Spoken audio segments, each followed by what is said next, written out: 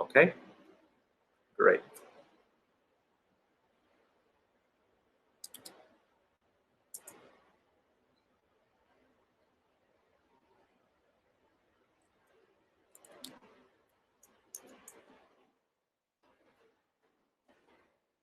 I'm writing the answers on the board.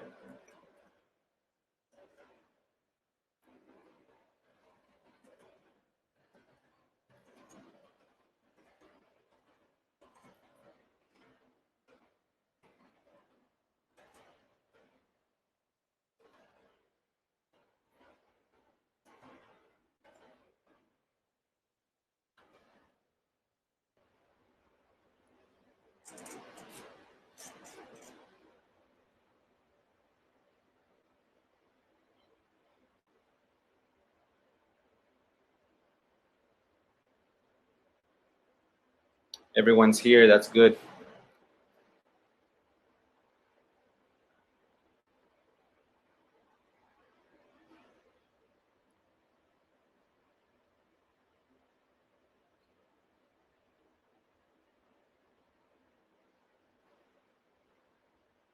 All right, so let me begin with Daniel. All right, 3 and 6, explain. Okay, the teacher invites students to suggest topics for course content. Now, if you look at the diagnostician, it finds out the students' needs and interests of students. Here we want to know their interests. You know, we want to receive suggestions for number 3, which is what a diagnostician does. All right. And for number 6, the teacher introduces the present perfect continuous. Well, you are giving expert information about the target language. You're not managing, you're not planning, and you're not being the diagnostician. You're just giving it to them. What did you write for number 6, Daniel? Put A, the manager. Okay. Why did you put manager? Your mic's unlocked, by the way, if you'd like to speak.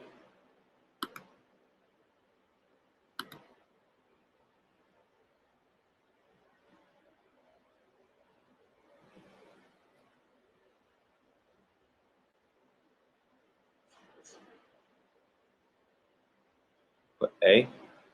The teacher introduces the present continuous. Okay.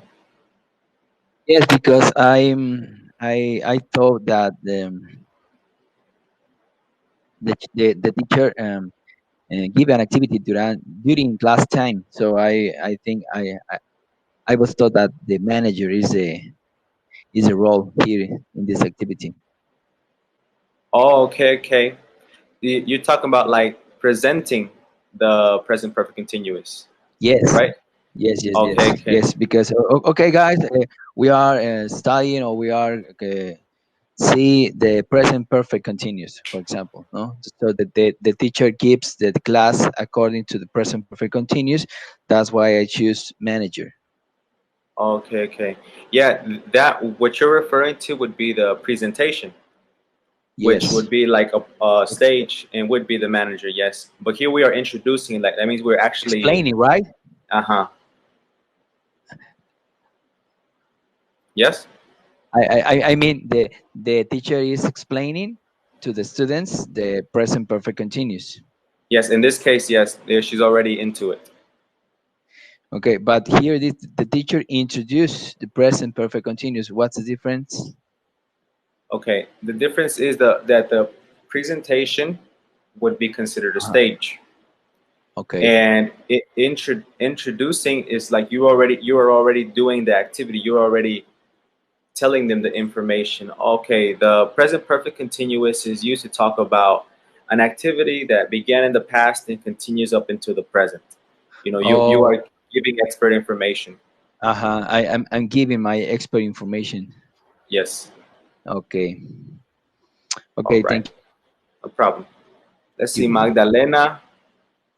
Why cannot be a number? Why can't number 4 be A? All right. While students write a story, the teacher walks around the class, helping students who make mistakes or ask for new words. Well, the students are asking you for new words. You know, they're using you as a resource. Now, maybe walking around, yes, you are managing them, but because of they are asking you and stuff, you are the resource. Yes, because you are helping to the students, right? Yeah, yeah. Like Irving says, you are the dictionary. Hmm.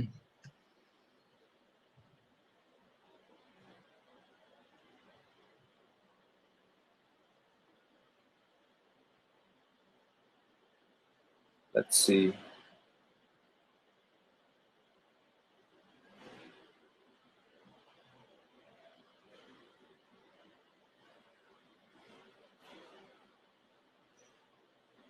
Any other doubts, guys?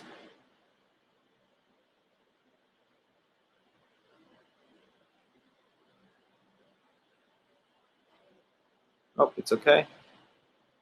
It's good.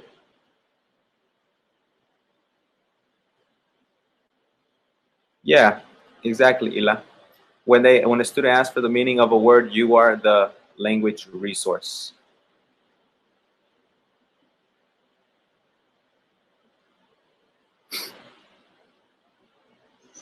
Okay.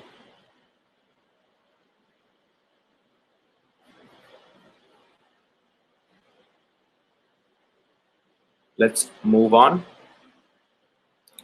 Now, there's something I had to say about this. These are the roles of a teacher, right? Now,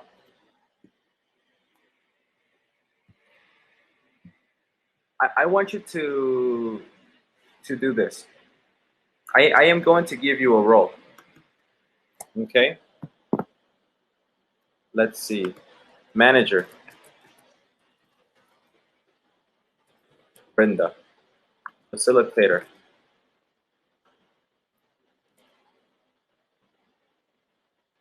Magdalena. Language resource, Ila. Monitor, Irving.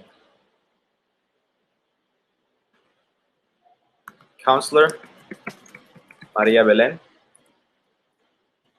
No, I haven't given the instructions yet. I'm just assigning you your role. Okay. Assessor, Nelly. Let's see. Diagnostician is Daniel. And let's see, what can Elizabeth be?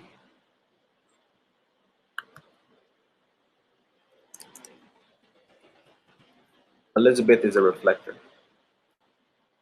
All right. So everybody, look. This is your role. This is your role. I'm gonna write the instructions in the chat. I want you to brainstorm.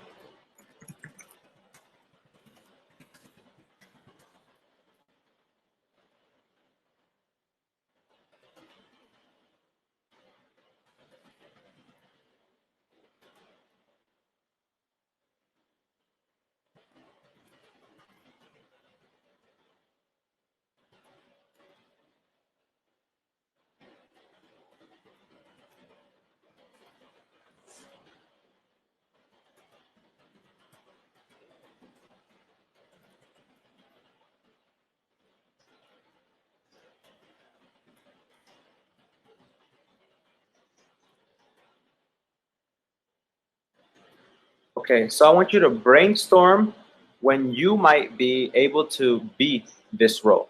When can you be a manager? When can you be a facilitator? Before, during, or after an activity? You know, which activity? I only want you to give us one example. All right? Only one example. So if you could, maybe you can think or write down a situation where you might be able to be that role, where you might be able to be a manager, where Ela might be able to be a language resource. Okay? Take 1 minute and then we're going to take turns sharing our information.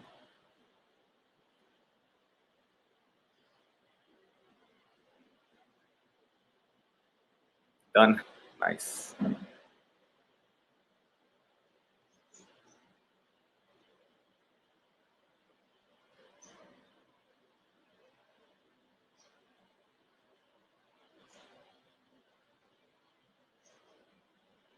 Ela, my God. My God.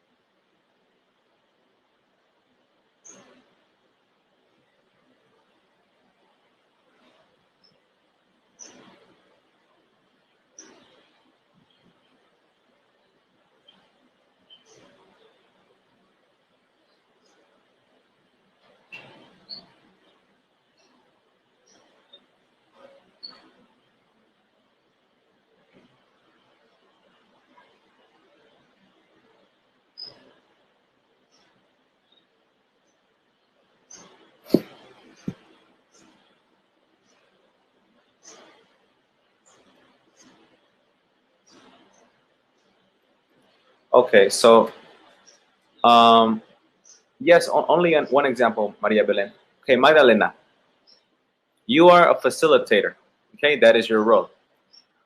I want you to brainstorm, think of an idea where you can be a facilitator in your classroom. Would it be before, during, or after an activity? And which activity? Give us an example. Yes, everyone is going to share, Belen. Just give us 1 moment to make sure everyone finish.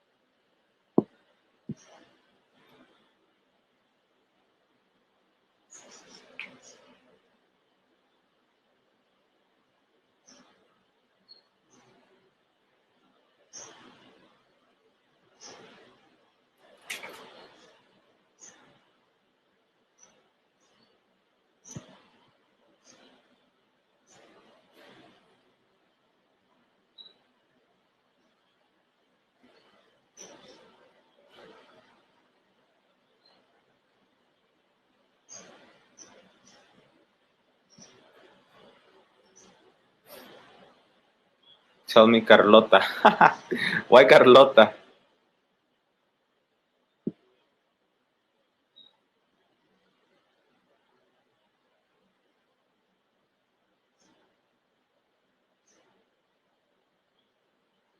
Nice, nice. Magda, did you understand that?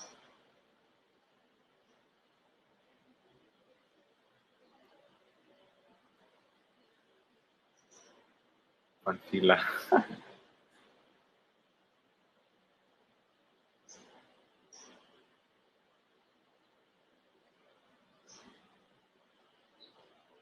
Remember, she was Cleopatra yesterday.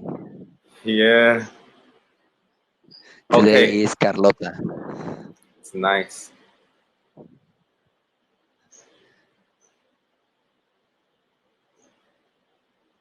Okay, Nelly. Do you see your name next to assessor?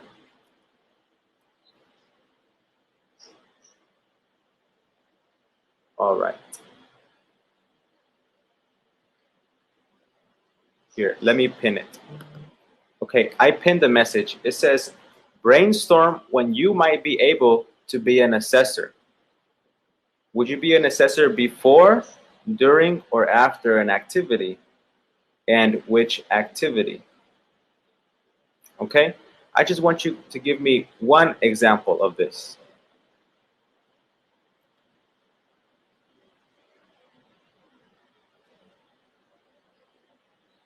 All right. So mostly everyone is done. Let's begin in order. Brenda, manager. Okay, teach. I think that I can be a manager before an activity because I'm going to give instructions or while I'm giving instructions. The example I use it's students place in pairs. Let's role play in a restaurant. The students A are going to be clients and students B are going to be servers. Nice. Very good. That's a good manager right there. Thank you, Brenda. You're welcome. All right. Magdalena. Yes, All right. Facilitator. the facilitator, I think that it's during the class.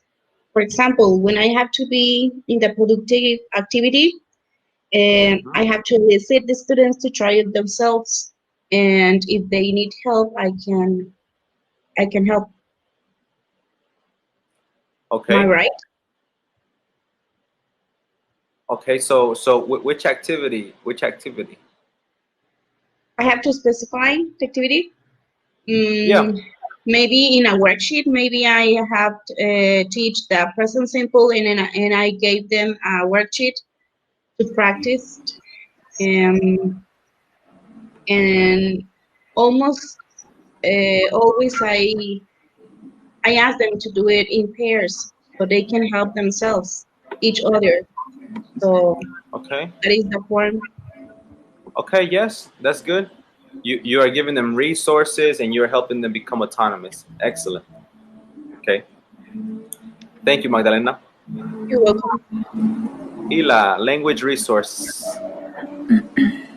Okay, could be when I asked to the students to do a mind map, Okay. and that they are working in base team, and they asked to me about the meaning of a word. For example, teacher, how can I write I don't know, an next word, and I give them the answer or give examples, something like that could be. Okay. Yes, exactly. You are being the resource. It's perfect.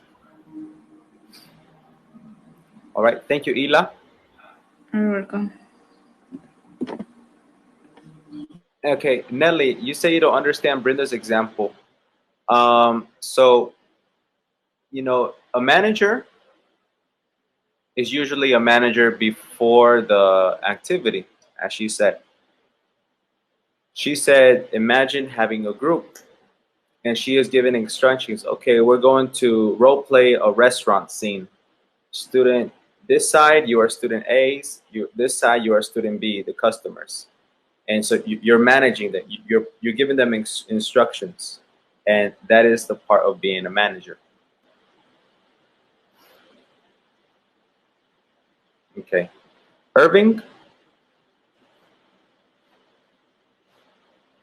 Yeah. Um, Manager can be before Daniel, and well, okay, and honestly, it can be before and during. Yes, a debate. Exactly, you're managing the debate. Very good, Nelly. Okay, sorry, Irving. Well, I think I'm a monitor during the activities, during the group, for example, during a group activity, a group task, when I am supervising the students' behavior and that everyone is taking part on the task, I Mhm. am the monitor. All right, very good. So is before, during, or after? During. All right, very good. Thank you, Irving. Very simple. You're welcome. Elizabeth?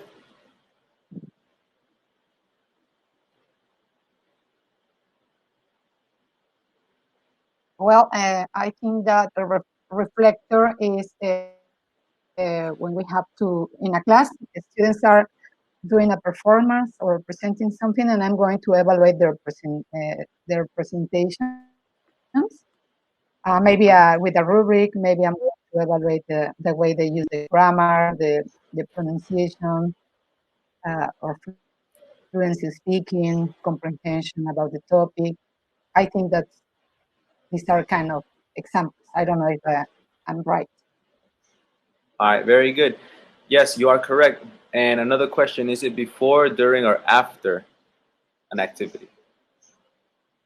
Uh, I think that it could be during and after During? because it depends about the. It is yes Yes, yes. because it depends about the activity. So during the activity, I think I'm going to evaluate and notice that kind of mistakes with our students. Exactly. Very good. And also at the end, it's obvious, you Thank can you. reflect at the end. Very good. Thank you, Elizabeth. Maria Belen, Exactly. Miss Counselor.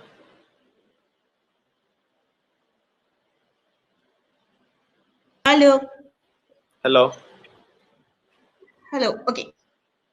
So, being a counselor, I think is when my students are bringing some issues to my class. This is saying, but it's when I can recommend my students stop. They It can cut use off. all these. Can you listen now? Yeah, it's better now. Hello. Yeah, I All can hear right. you now. So I'm saying. Okay, I'm saying that it's I can give an advice to my students when they are having a real conversation with a native, maybe outside my classroom, outside the lessons, and I always recommend them to follow the conversation. I always say, do not stop. Try to be focused on the words they are saying and try to guess if you don't understand all the words. Try to guess and never stop. Say anything you can use. Okay, anyway, okay, you have to show that you are understanding, even if you are not understanding, but Okay. don't stop. I mean, I think this is an idea to make my students, brave to be in front of a native speaking. Okay. And they feel confident by themselves when they are answering, because if they are quiet, they can get frustrated, you know? Yes, yes. I So, always say just be confident and answer and show that you are understanding. And they say, okay, never stop. And they say, oh, I mean, sometimes they say, if you don't understand some things, you can change the topic. I don't know, with a yeah, different idea. If you could understand something the other person was saying, maybe you can change the idea. I mean, this is to help my students in order to be confident. yes, yes. You're counseling them. Good. Yeah. Okay, so I have a difficult question for you, Maria Belen. Okay. Um, what would you do if your student starts to cry inside the classroom? If my students start crying, Yeah, one student starts to cry in the classroom. What do you do? but I start crying because of English. Of anything. Imagine you are explaining a lesson and the student starts to cry. I have a situation like that with a girl in my class. I was teaching and suddenly she started crying. But I said, "What happened? You didn't understand? Did I say something wrong? What happened?" And she said, "No, it's just because my parents are getting divorced." And I said, "Okay, let's talk." So we stopped for a while the class and we start talking about the situation. And actually, many children start raising hands and say, "It's the same in my house." So we say, you are not alone and you are gonna you're gonna survive this situation, okay? And we start giving some example and having fun, and she started laughing as well, and it was a nice moment.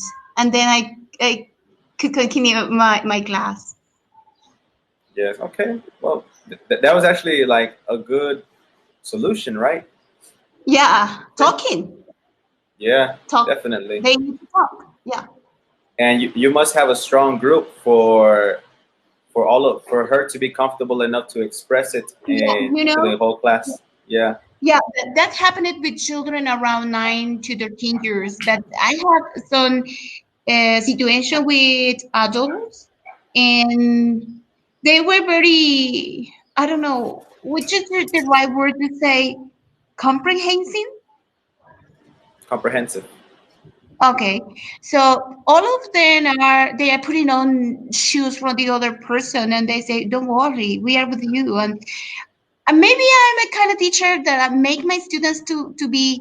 I like to make them feel human beings before, and and I always say, because I remember when Magdalena was talking about Chan situation, the student, and I always say when they start feeling uncomfortable in my classes, or I mean in English, they say, "Don't worry, students, we are a big family.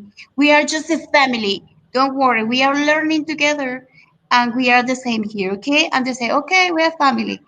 So it works. That word, it helps me a lot. I say, we are all same. We are all of us. We are learning, and there is nothing wrong to make mistakes.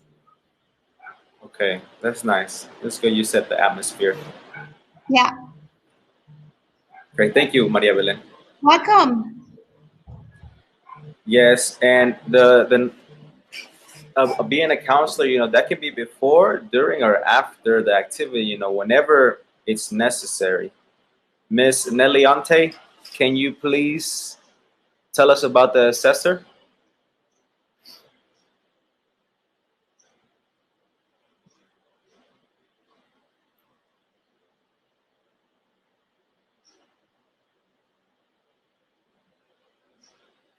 Nelly? Oh, okay, okay, okay.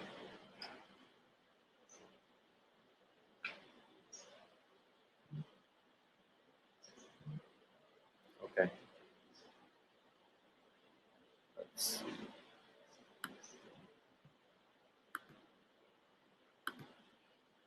It, I unlocked the mic. I don't know if your computer has a mic.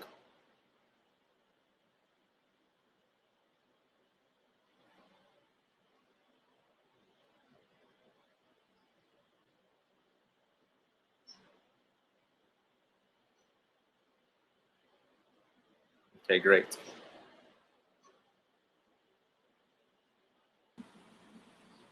Hello. Hello. Okay. So, well, I don't know if I'm correct, but I think when we do flip classroom, that you let the students investigate a topic, and the students share their information, and you only clarify the doubts. That's the only thing that I thought, but I don't know if I'm correct. The assessor. Mm-hmm. All right.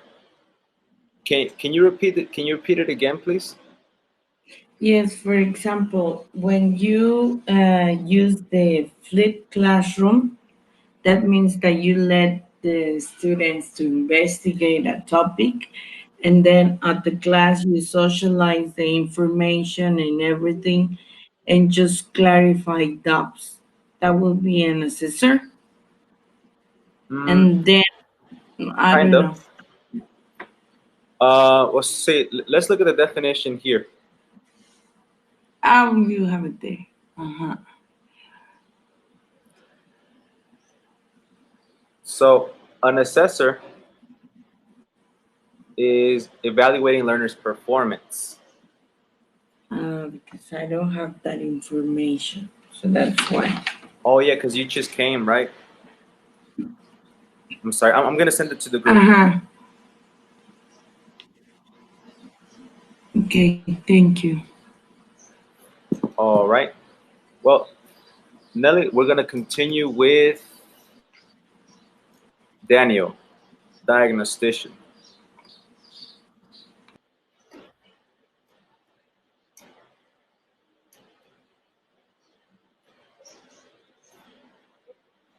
Hear me? Yes. Okay. Sorry. Diagnostician, I think it obviously before the activity, because you have to consider some topics, or some points. I think it one of them it could be the learning styles. So you have to prepare an activity according to the learning style of students. So you have to consider this point to plan your activity. So in this case, you are being diagnostician. Okay. If you put Yes. a visual activity, listen activity, or whatever, right? Yeah. Can you give us a specific activity where you diagnose your students?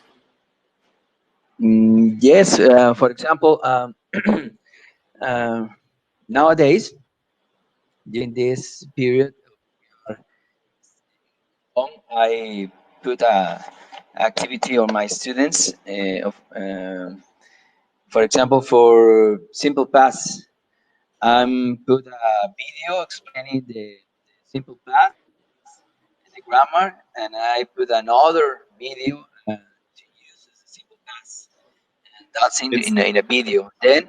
Then I put a PDF with explanation with the grammar, and then an exercise that they have to answer. okay. And then you and, and and I and I am considering if they are visual and if they are kinesthetic, if they are etc. No, everyone. yes. Okay. Okay. Yes. You're learning their needs. Nice. Hmm. Nice. Elizabeth, Daniel is explaining diagnostician. Okay, which is evaluating learners' needs and difficulties. That's a good one too. And honestly, you can do this with almost any activity, even the first day of the class where you say, okay, stand up, say your name, and tell me two things about yourself. Right then and there, you can hear them, if they have problems with the pronunciation, or maybe they don't have enough vocabulary. All right, with any activity. And I want to say something.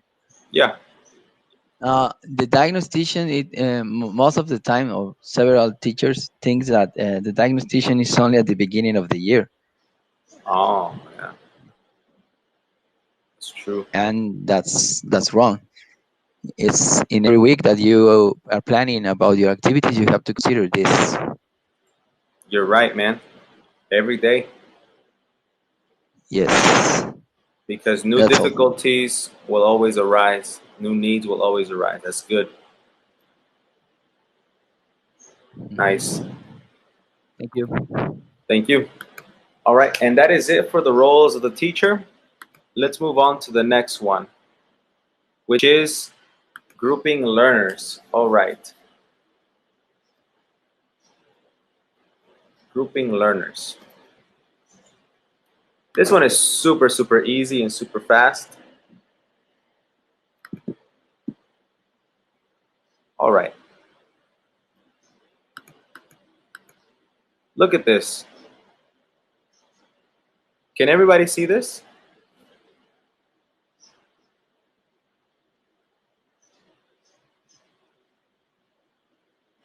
Yes, I had to screenshot the answers.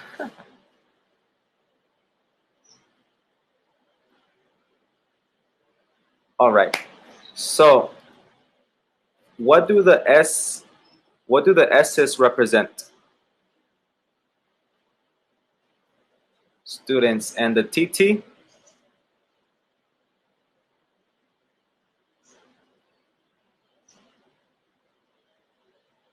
teachers. Exactly.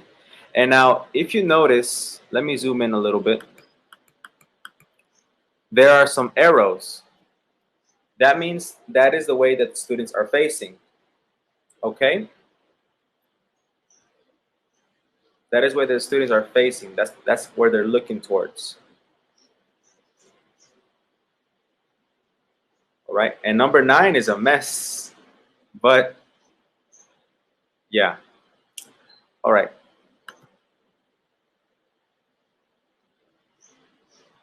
So this is grouping learners. Now, everybody knows that we have individual, and everybody knows we have individual, pair work, group work, but there are more things to this. All right, there are many different types of group types, and that's what we're about to see.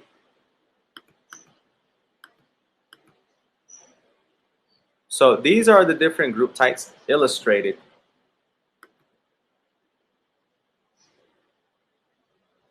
And these are the definitions, okay? These are the interaction patterns. And these right here are describing the interaction patterns. So I want you to work with a partner. Match the interaction patterns described below with the diagrams on worksheet 1.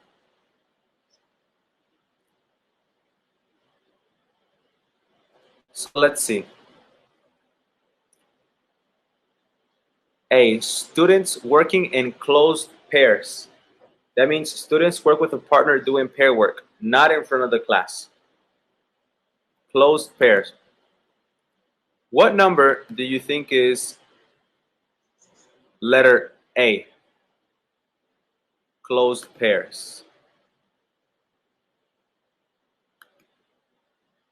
Which number represents closed pairs?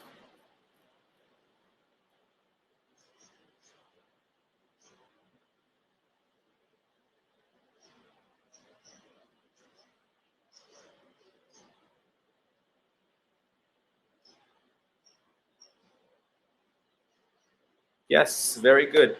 Number 5 is closed pairs.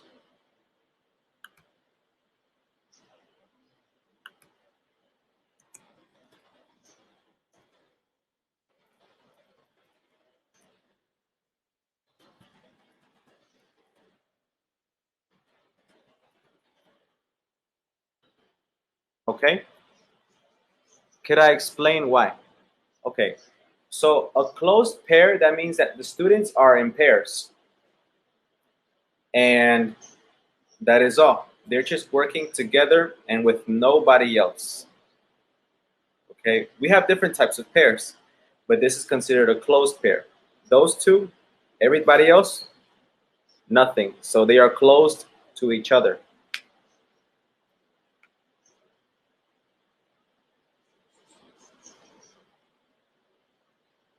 All right.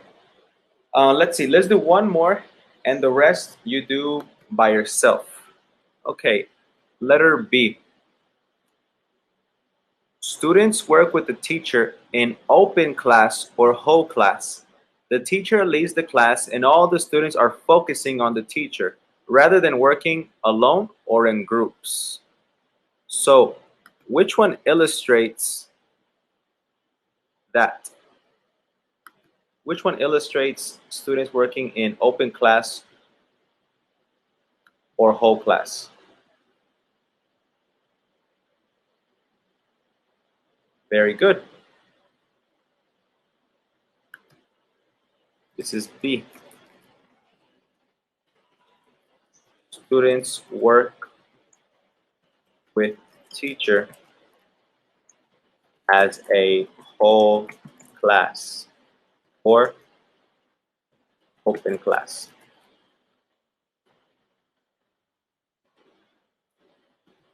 Excellent. All right, now do the rest on your own and we will check it together. Do you need to take pictures of this?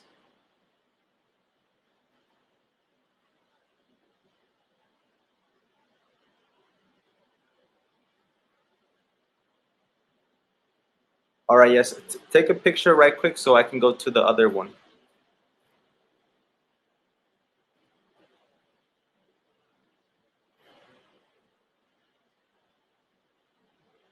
You good?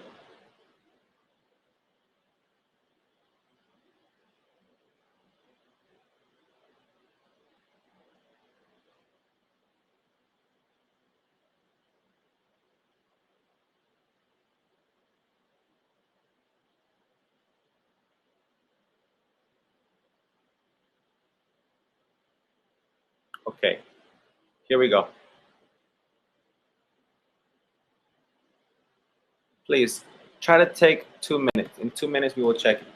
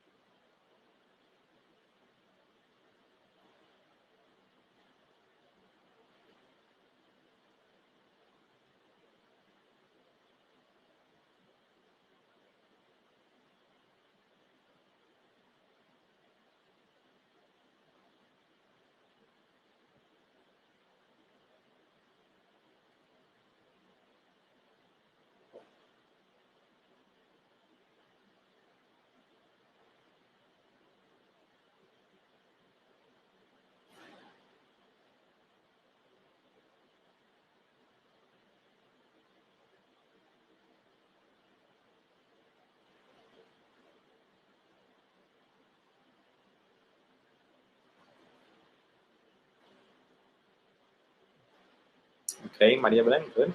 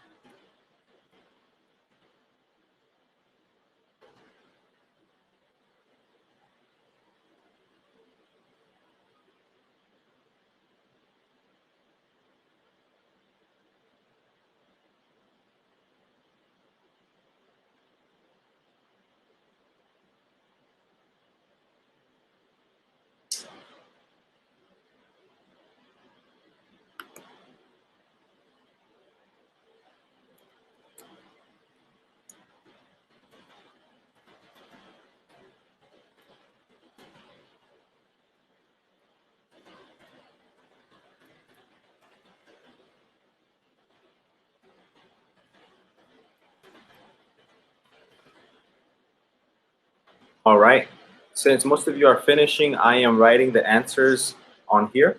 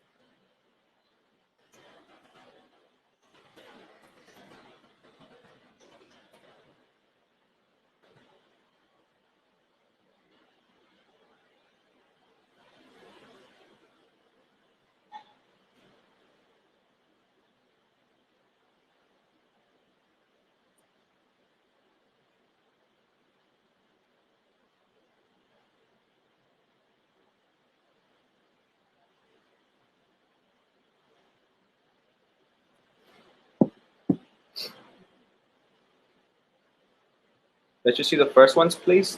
Maria Belen, do you mean this one? Oh, okay, okay. Sorry. Now I get what you mean.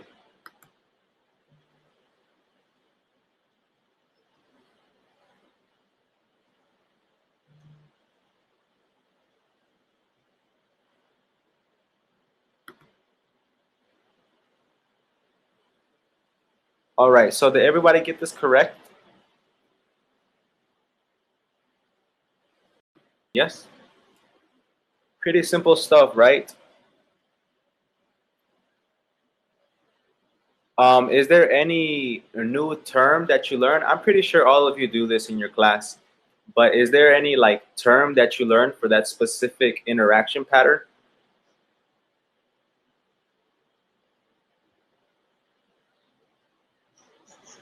Like before taking the TKT, I didn't know what an open pair and a closed pair was.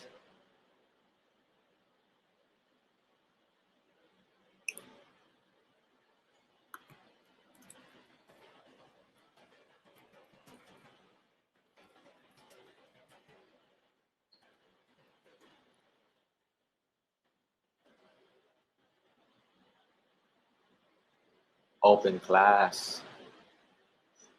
Yes. Open class. Daniel, what do you do the most in your classes? The mingle. Yes.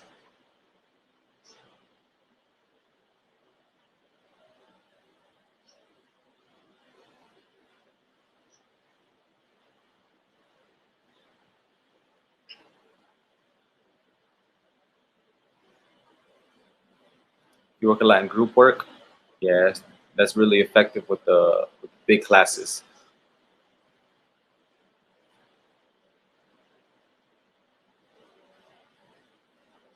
You do in pairs a lot? Yes, me too.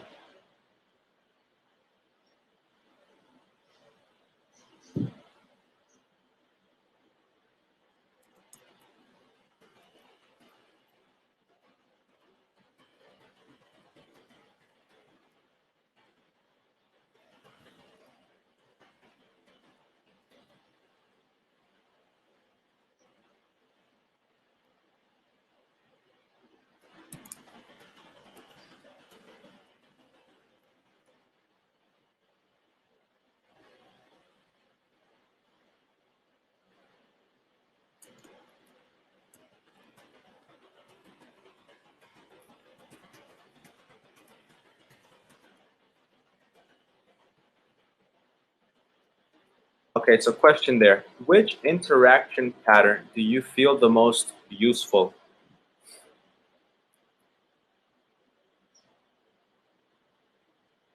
Which one do you think is the most useful?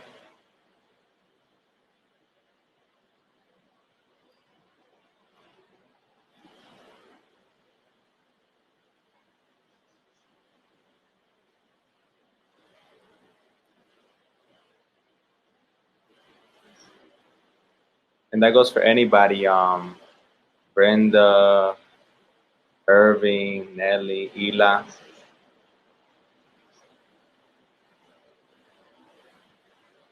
Nice. Depends. Groups, maybe. Okay. All of them is important. Working in teams. All right. Every day is different. That's good, Elizabeth. You have to have variety. That's true. Nice.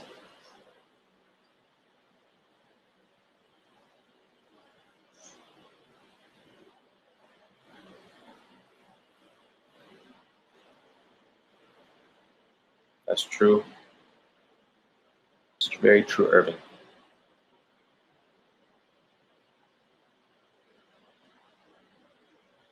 Okay.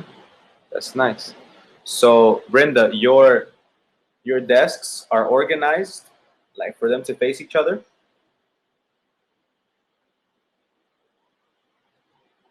That's cool.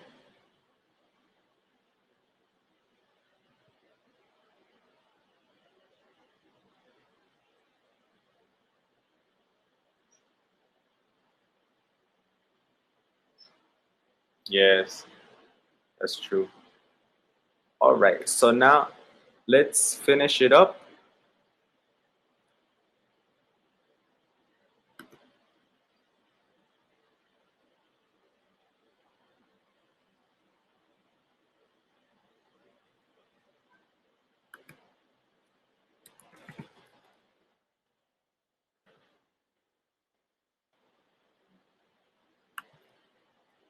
Okay. Um, let me see.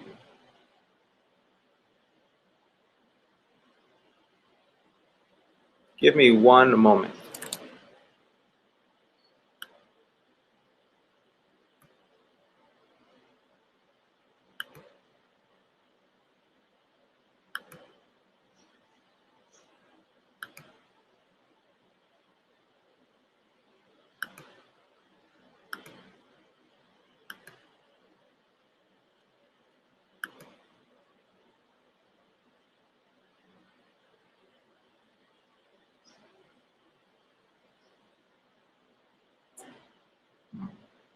It's not gonna work like that.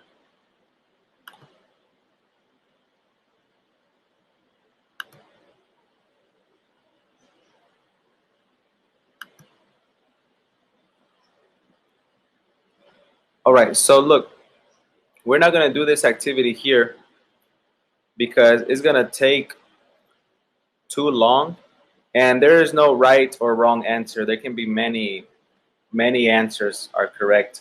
But this activity right here is about the advantages and disadvantages of each interaction pattern. Um, but it's easy stuff. I mean, you know that working in groups, the disadvantage maybe is that one student doesn't speak enough. Or if they work in individual, one disadvantage is that they're not interacting. So if you'd like to, you can do this and then send it to me on WhatsApp. But we don't have time to do this right now. Okay?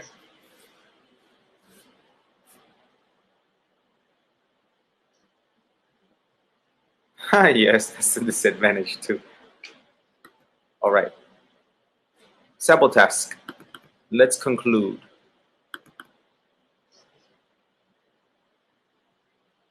All right. For questions 1 and 8, match the classroom management strategies with the problems of group or pair work listed A, B, and C. Mark the correct letter A, B, or C on your answer sheet. You need to use some options more than once. Okay, the problems of group or pair work is some students get bored, some students use L1 too much, like Magdalena said, and some students always dominate. All right. Now, here are some strategies. Let's match the strategies with the problems. We will do 1 and 2 together. Number 1, plan extra activities for students who may finish before the others. Okay, what do you think that is? Magda says A. That's true.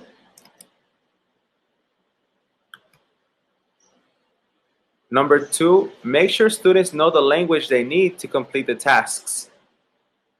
What could be the problem?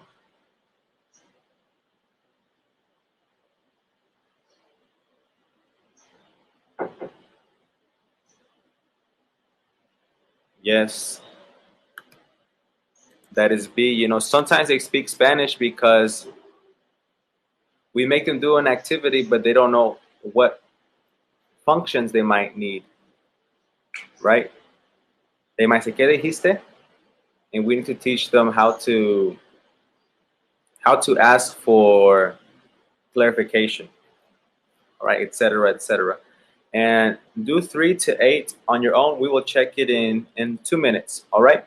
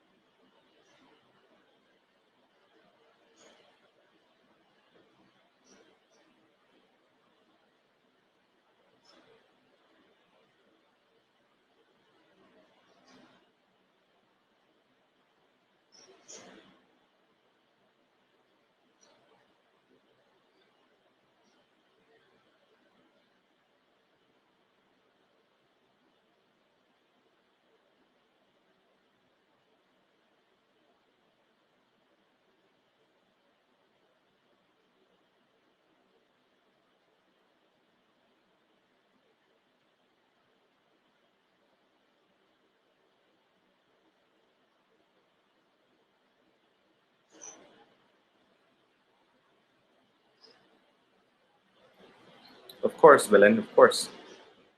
Here you go.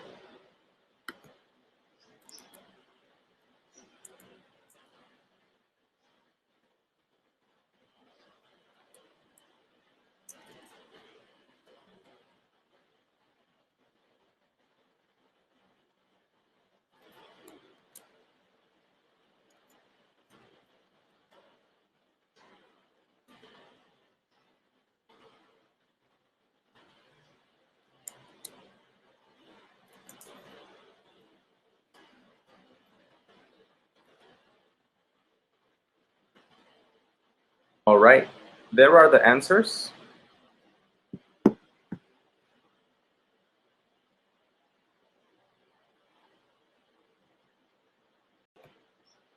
Do you have any doubts with this?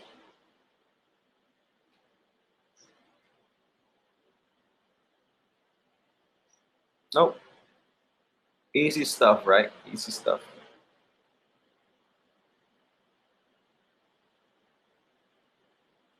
All right, cool.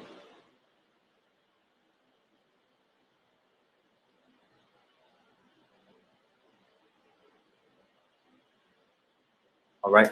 Well, do you need a picture of this or it's okay?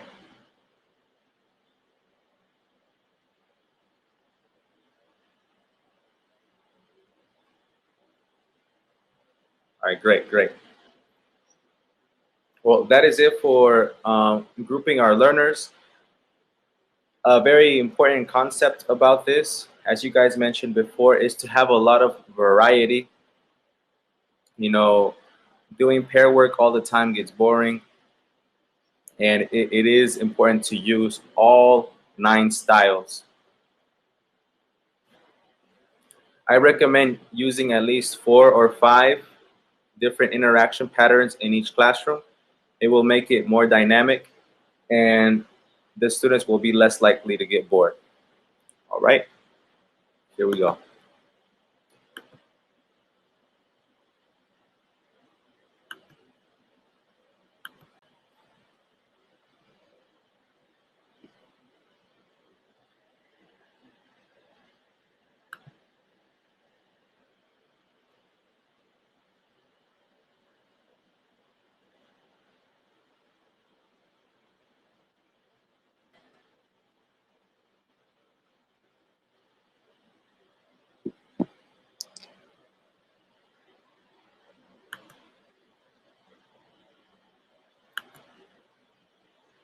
All right, so here we are.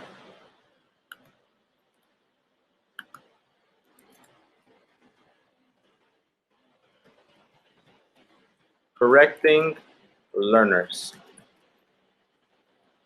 Very important. We kind of went over this already in Module 1 about when and how to correct our students, but just as a quick review.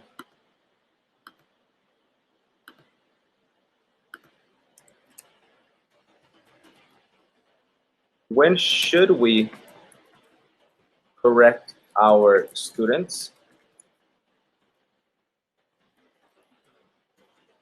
When is the best opportunity to correct them?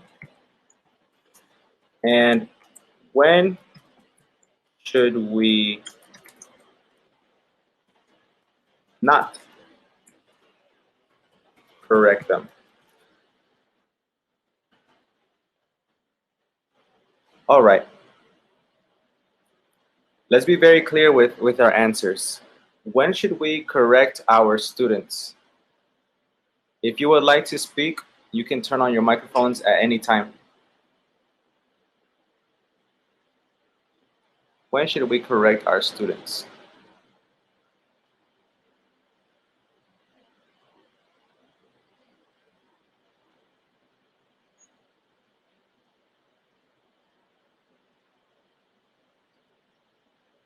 Oh no, guys, so many answers. I can't deal with it.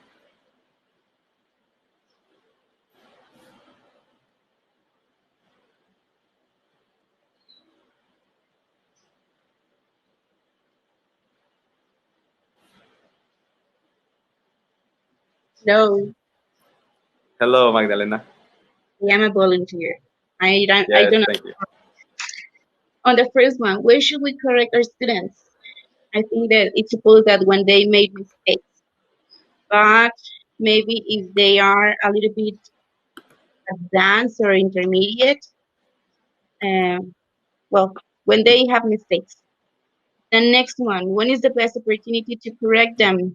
When they ask for it, maybe they are reading and they asked if they have pronounced correctly. So Mhm. it's easy to say or to correct them, or maybe they are making an exposition and they ask something, so we can correct in that moment. And Very when good. we not correct them, um, the same example, if they are reading and they are not pronouncing well, how can I say pronouncing? Mispronouncing. Pronouncing, okay. So I usually let them continue, and at the end, maybe I tell the correct pronunciation. Or when they are speaking, it's the same. I just writing down the the word, and at the end, I tell the correct pronunciation. Okay, very good. Exactly. When they are speaking. It's nice. And Irving says when they make The slips. they make repeated mistakes. Perfect. Now, yes, very good. When should we correct our students? Whenever we are practicing our accuracy. Okay? When practicing accuracy. That is when we should correct them. But also the best opportunity is when they ask for it or when they know they make a mistake. When they know they make a mistake. And sometimes they usually ask for it, right?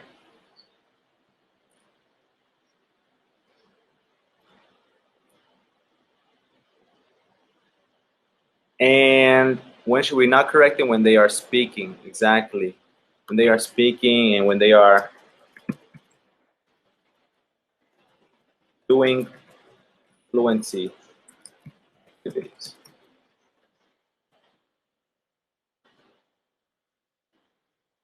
Yes, because accuracy and fluency are just equally as important. And we can't always, correct our students. Correct. Sometimes we just have to let them make the mistake and correct it later.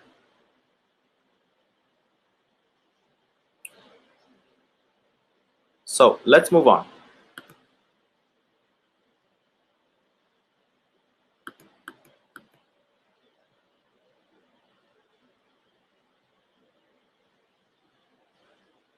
Okay, so check this out. We have 8 attendees.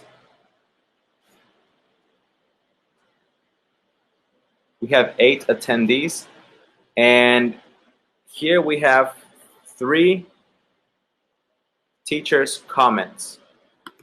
All right. So I am going to assign each one of you a teacher's comment.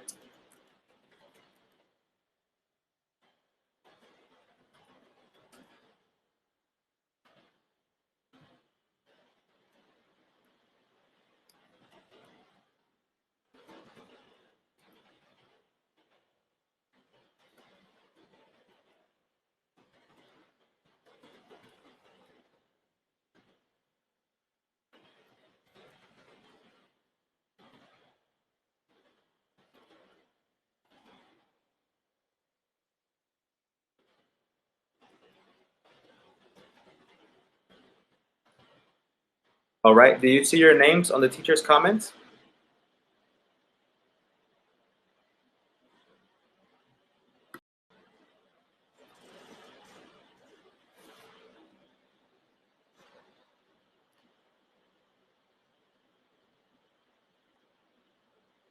So I want you to take a second and reflect on this.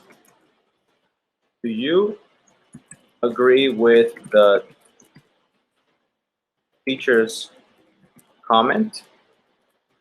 Why or why not? So please take 1 minute to read it and decide whether you agree or not. When you are finished, I will you can activate your microphones and we will discuss it. Okay? There is no specific answer for this. All right, 1 minute, please. Don't write it. We're going to speak it.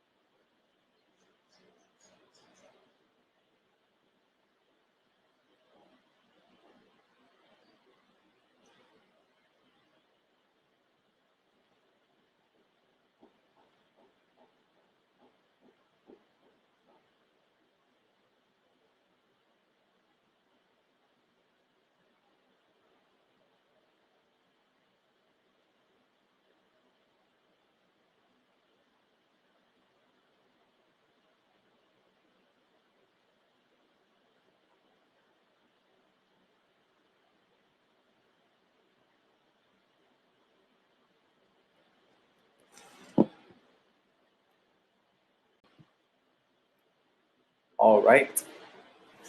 Are you ready?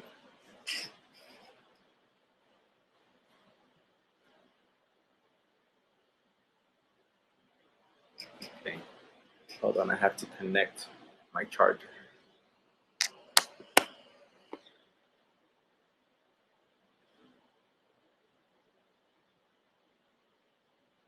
All right, good.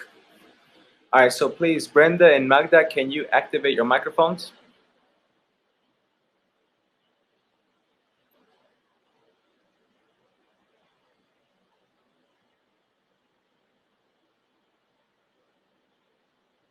Can't? Alrighty. Oh, sorry. There you go, Brenda.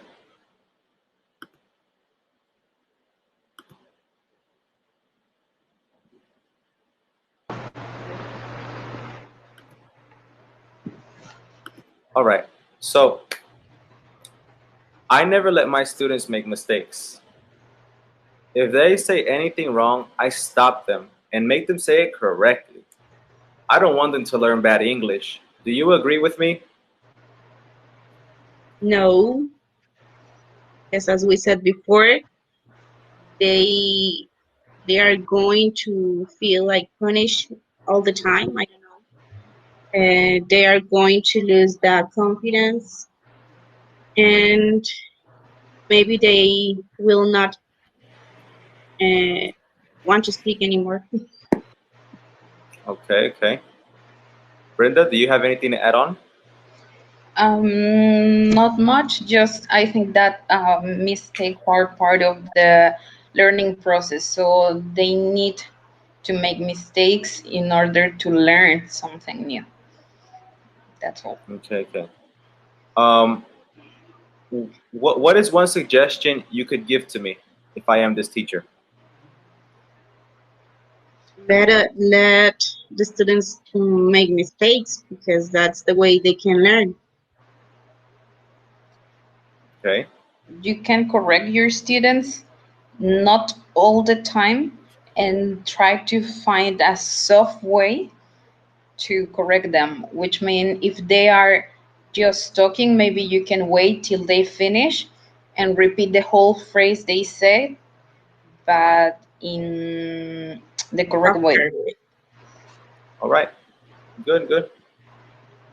Thank you, Brenda, and thank you, Magda. You're welcome. Um, Belen, Irving, and Daniel, can you join the audio? Yes. All Yes. right, great. Sure. So check this out. I am teacher B. I correct students sometimes, but not all the time. If we're practicing a particular language point, then I insist that they say it correctly.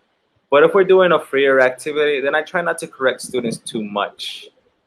Let's begin with, Ladies first. uh, okay, ladies first. Okay. Agree. I like to correct my students, but I let them to speak first. And then after I can tell them to not say that, try to make them better, say that this way. Yeah. But I am a flexible teacher. All right, that's good. Um, Daniel, anything to add on to that? Mm, only that I agree with the teacher, with you, because sometimes we have to left them to make mistakes for the learning process. They are Okay. quiet. All right, all right. Okay. Irving?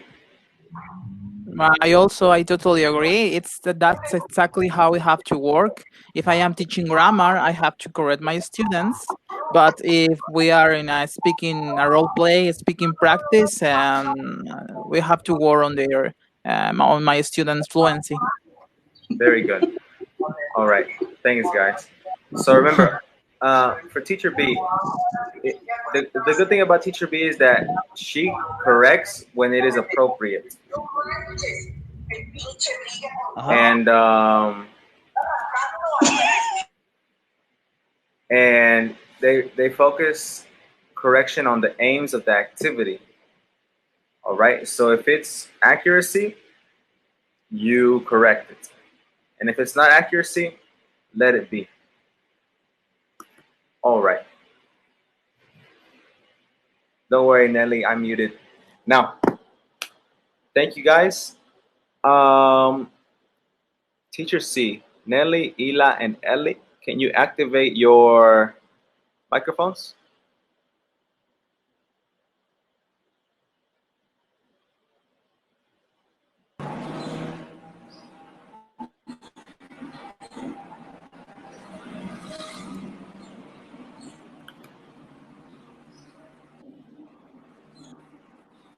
Nelly?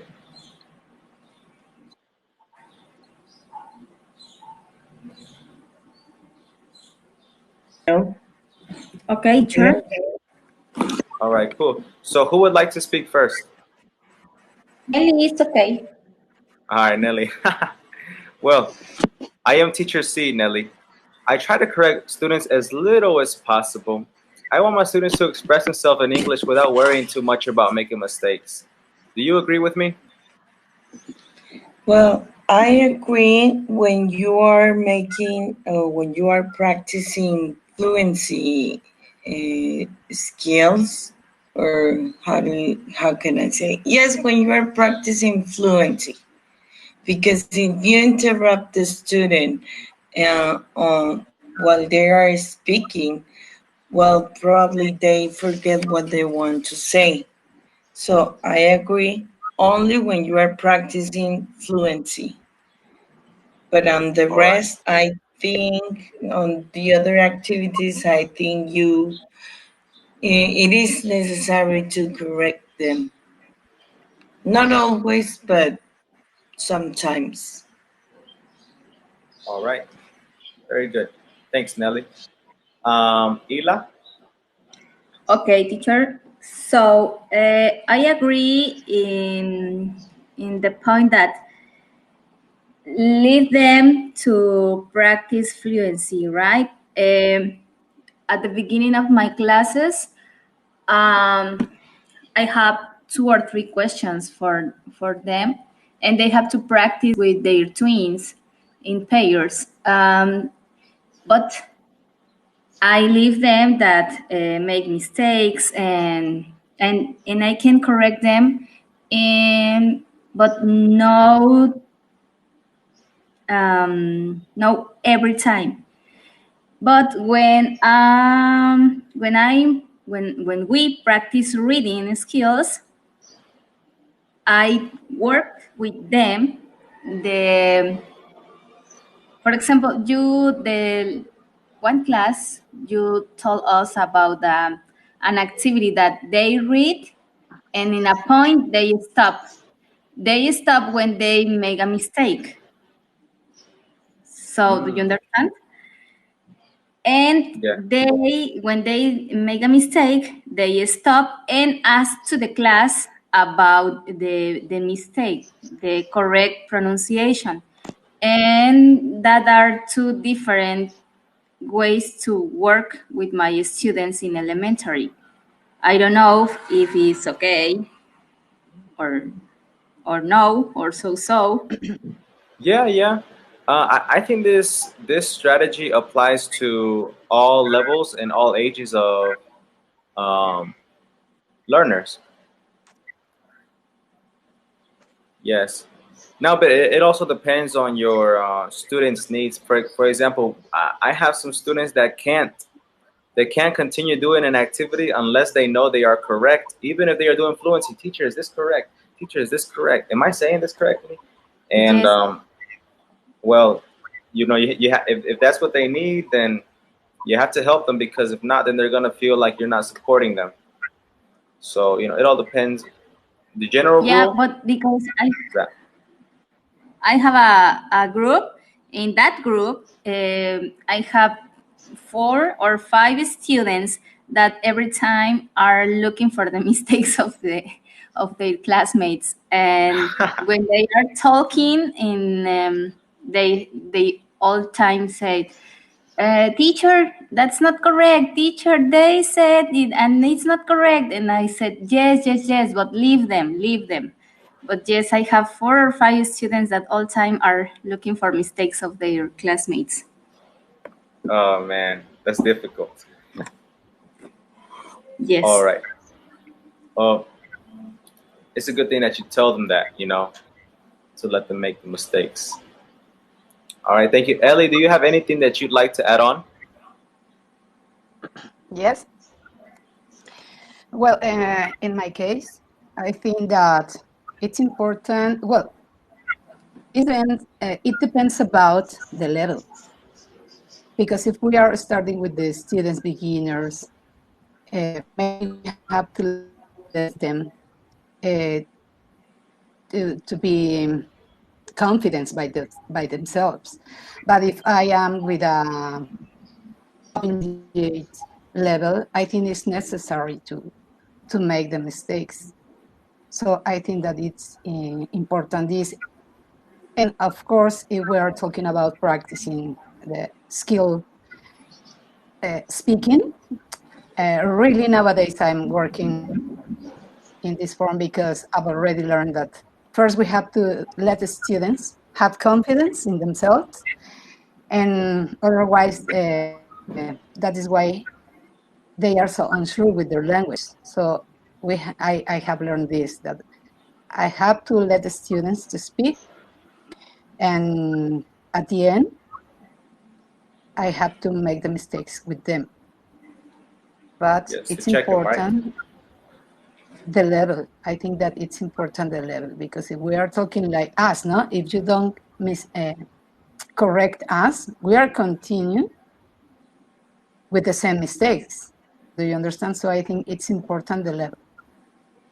Well, I don't know. actually, when you guys are speaking, I don't correct you.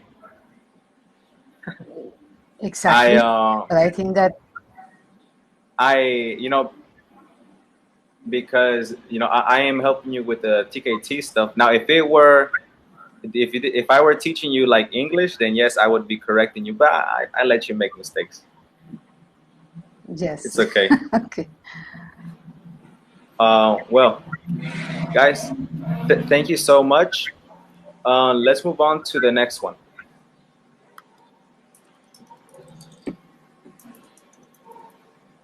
Okay. Could you turn off your mics, please, Ellie and Ila? Thank you. So go to the next page. Participants worksheet 2. Match the term for correction A to I with a description of the correction strategy 1 to 9 from the box below. Okay, so let me explain all of these. Finger correction is this. All right. Let's say my students, we're practicing the present continuous, and my student says, I walking in the park every day. I walking in the park every day. I can do this. I walking in the park each day. I what? I'm using my fingers to try to elicit that they're missing one word. I in the park. All right? That is finger correction. Yes, yes, it works. It works. It works.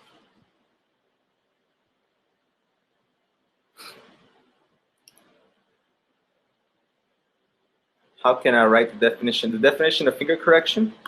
I'll write it for you.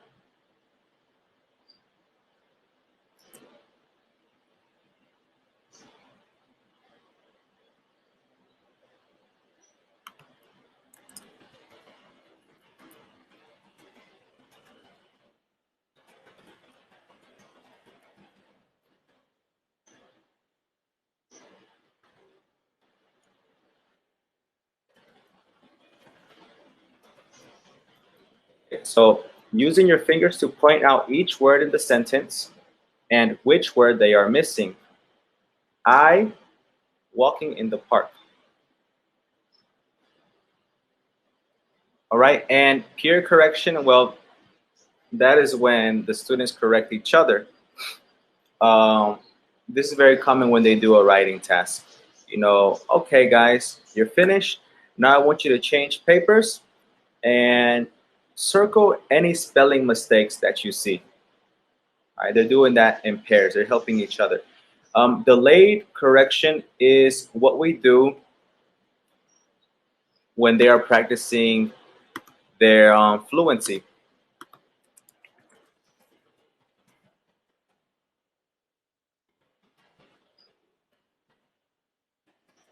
All right. So, for example, if they make a mistake,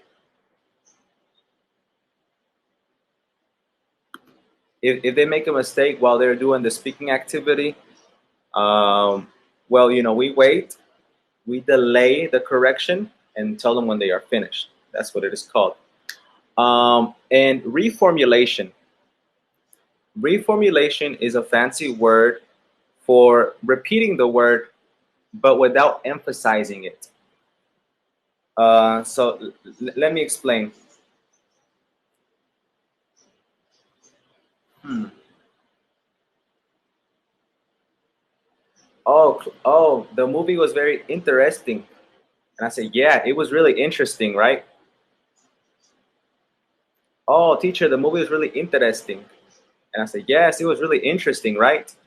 I am saying it correctly, but without putting too much focus on it. It's kind of like, here's my correction, little guy. That is reformulation.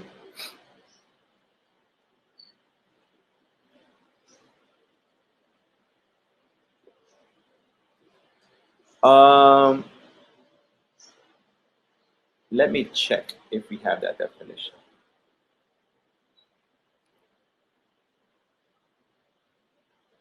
Give me one moment, Magdalena.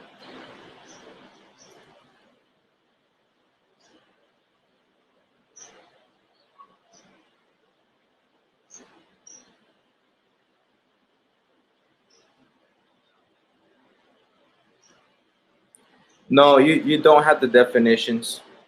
You don't have the definitions, but it is in the book. Let me see.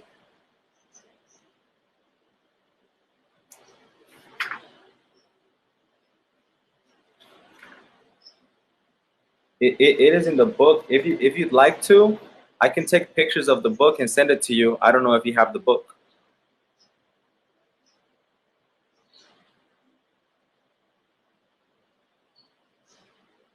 The old one? Okay, well, don't worry. When the class is over, I will send you pictures, okay? And remind me, please. All right. And echo correction. Echo correction is easy. The student says, interesting. You say, interesting? All right. And they're like, oh, no, teacher, interesting. All right. And immediate correction is right there on the spot. When they are practicing in, like for example, in an open class discussion, sometimes it's okay to correct them right then and there. It depends. I said, what'd you say? Could you repeat that? Or no, interesting, interesting. Oh yes, teacher, interesting. Okay, and self-correction. Self-correction is when the student corrects themselves, right? Usually, the student is speaking, and they say, "Oh no, sorry, is this?"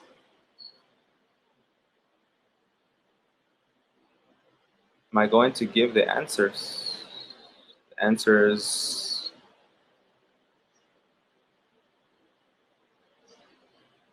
Yes. I am going to give you the answers and the timeline.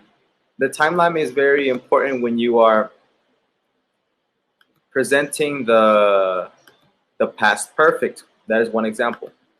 You draw a timeline. Mine's a very ugly line. Yeah, I will go back, of course. All right. And we have this and this, and we explained that this is the simple past. and this is the past perfect. This is now, and this is the past.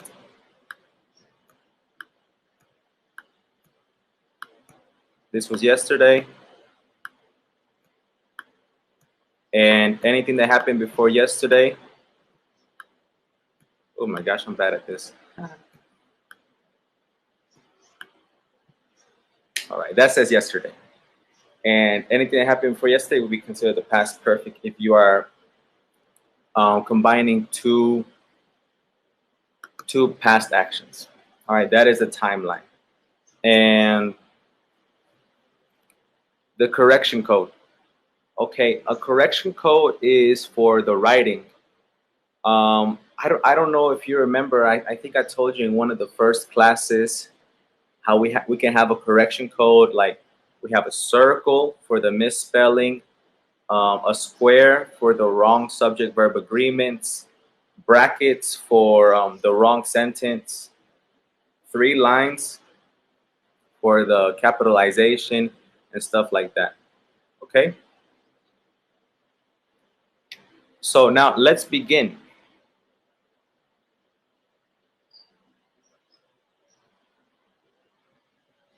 Number 1, we will do 1, 2, and 3 together, and the rest you can do them on your own. In fluency activities, teachers may decide not to correct learners at the time that the mistake is made, but may prefer to leave the correction till later in the lesson. What is that?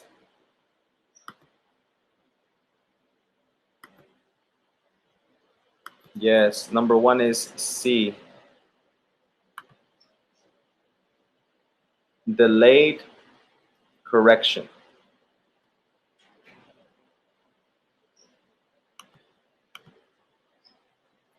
Okay. Ila, peer correction is when the students correct each other. All right, the students correct each other. Here you wrote swimming with 1 M. You're supposed to use 2 M's, okay?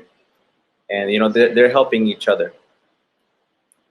And the delayed correction, Ila, is when they are practicing their fluency, activities, and you don't correct them right there. You know, you wait. You delay your correction until after the activity.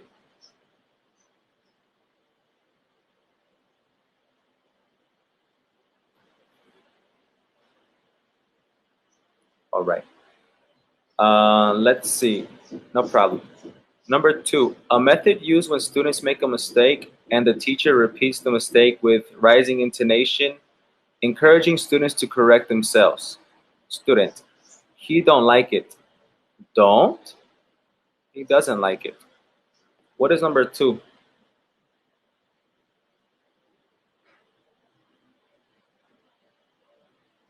Number 2 is E. Excellent. And number 3, when students are able to correct language mistakes they have made, perhaps with some help from the teacher. That is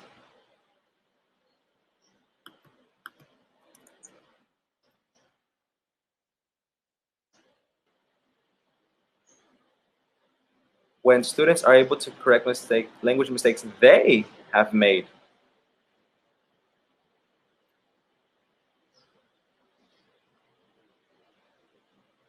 The mistakes they have made. Boom. Yes, it is G. All right, ladies and gentlemen, please finish 4 to 9 on your own, and we will check it in 2 minutes.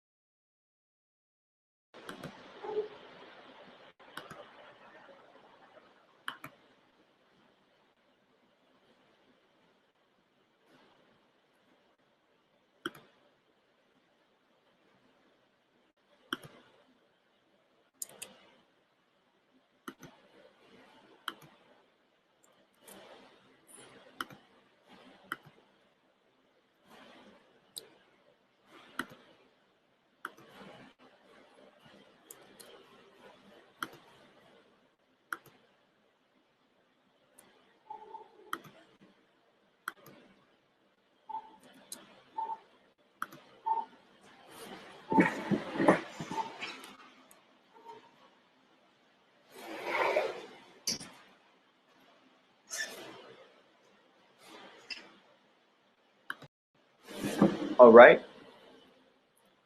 Does everybody have what I have?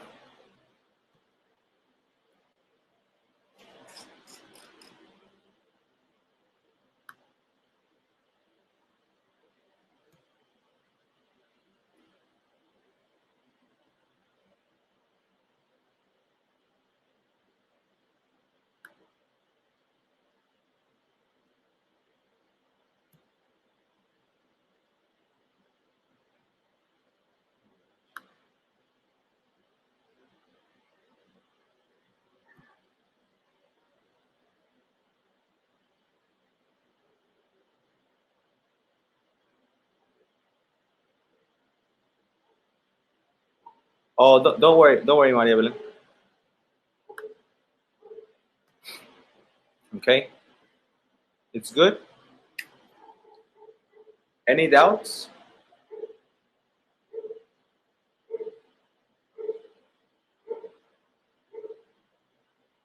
All right, cool. Let's continue on then.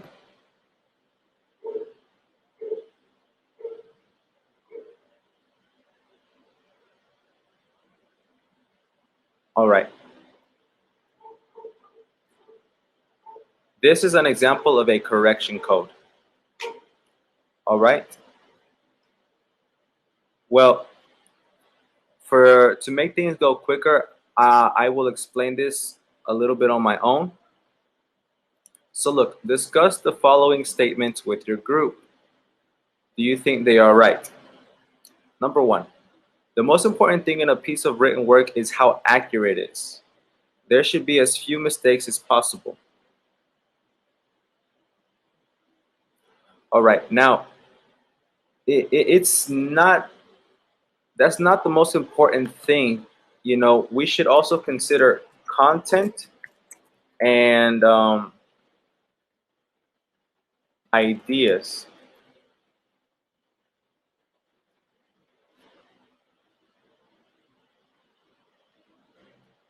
We should consider content and ideas.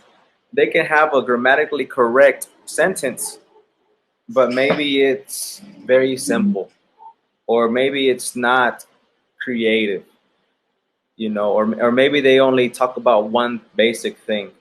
So yes, the accuracy is important, but we should consider the content and the ideas of the writing. Number two, it is important for the teacher to correct all the mistakes in the learner's written work. That is not true. Don't overcorrect.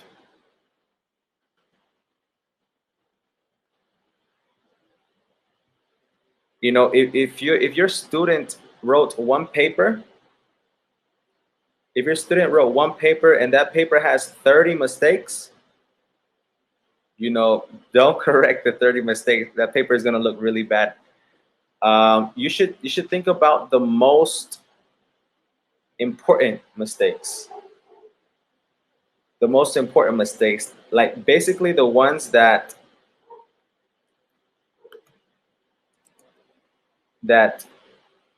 make meaning clear. It, those are the most those are the most um, important mistakes. You know, like if you can't understand it at all, then those are the ones you should go after. Um, because you know, if your student makes a lot of mistakes, let them make the mistakes, but don't correct everything. You know, or maybe if you have enough time, correct 5. They bring it, okay. You check it again, okay. Here are some more, another 5, and here are another 5. You know, little by little, because imagine you return your paper to your student and you have 30 mistakes. That can be a little overwhelming. So how can I do with text? What do you mean, Elizabeth?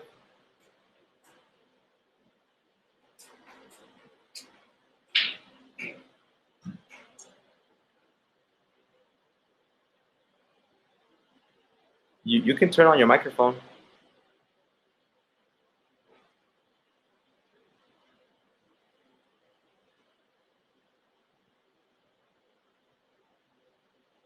Yeah, yeah. If okay, well, if they send you a letter, you correct it. You don't give them the correction. You don't give them the correction. You mark it so that they can see the type of mistake they made, and then they can go and correct it. But if they have too many mistakes, leave the less important ones alone and mark them with the correction code. And Okay, Ela, because what? that was my, Okay. sorry, can I? Oh no, go ahead, go ahead. Yeah. Okay, that was my doubt because sometimes I let some writings or text and they have to send me some messages or some letters. And of course, they have a lot of mistakes. And what I do is what you say, no, with a highlighter, and I send again the letter, but I don't give them the answers. They have to check, and they have to rewrite again the text and send it again. Yeah, that's the best thing to do. Correcting your students, correcting the mistakes for them is not really going to help them. That's why we give them models in the beginning so they can see what it's supposed to be like, and then they Okay, have to correct it on their own. Hmm. okay, Okay, for thank you. example, a problem. Magda, let me get to you in a while. I think Ela has a question. Ela, do you have a question? Yes, teacher. So I wrote that, for example, when they in their homeworks, um, they have to explain something, and they made a lot of mistakes, but they have the idea, and we can correct all the mistakes. Okay. Yes. Well, that depends on your judgment. Now, if my student gives me a piece of paper and it has 10 mistakes, I'm correcting all of them. But I've had cases where my students have 20, 30 mistakes, and more mistakes than correct things. So I ignore the least important ones and mark the most important ones. Okay. And Okay. that's what we should do. Or or are you trying to tell me something different? No, it's okay. That the idea is that, for example, I have some of their parents that all time are reviewing, and I don't know if it's, for example, if I don't correct all the mistakes and the parents review their homeworks, I don't know. No, that's Okay, okay. Well, you can talk to the parents and tell them that, I'm not correcting everything because your son or your daughter made a lot of mistakes. So I am only correcting the most important ones. If you'd like to, they can correct these first, and then I will tell them the other ones. Because, like I said, it can be overwhelming. It can be too much, very stressful to see so many mistakes at once. okay. Okay. Okay, Thanks. Thanks, thank teacher. you. No problem. Magda?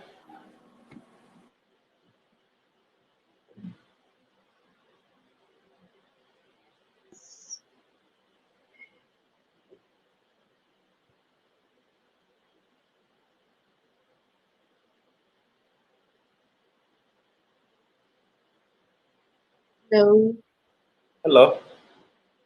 So I read what you said to me. Um, you're similar than worried. Daniela, but in this case, it's not the parents; it's the student. Yes. Sometimes we have students that at the end, when you gave the evaluation, they go and complain with you why did they have those grades if they didn't make mistakes. So if you don't write all the mistakes, they think that they are correct, and they think Mm, that they um, have to have a better grade. I don't know if I explained myself. okay. Yes. Okay, so that is different because you are evaluating them. Yeah. Now, for evaluation, that's a whole nother field of play. You have to give them all of their mistakes. You have to, because that will happen where they come and complain to you. Um, but if they're just doing like written practice or writing practice, then in that case it's all right Okay. to not correct everything. Okay. Thank you. All right, no problem. And get to yes, that's exactly what we're talking about. We we shouldn't overcorrect because it can be demotivating and overwhelming. And the most important mistakes are the ones that we should look after. All right. Well, I see that it's after 2. Guys, I am sorry. We might have to stay here for a few more minutes. Is that okay with you guys?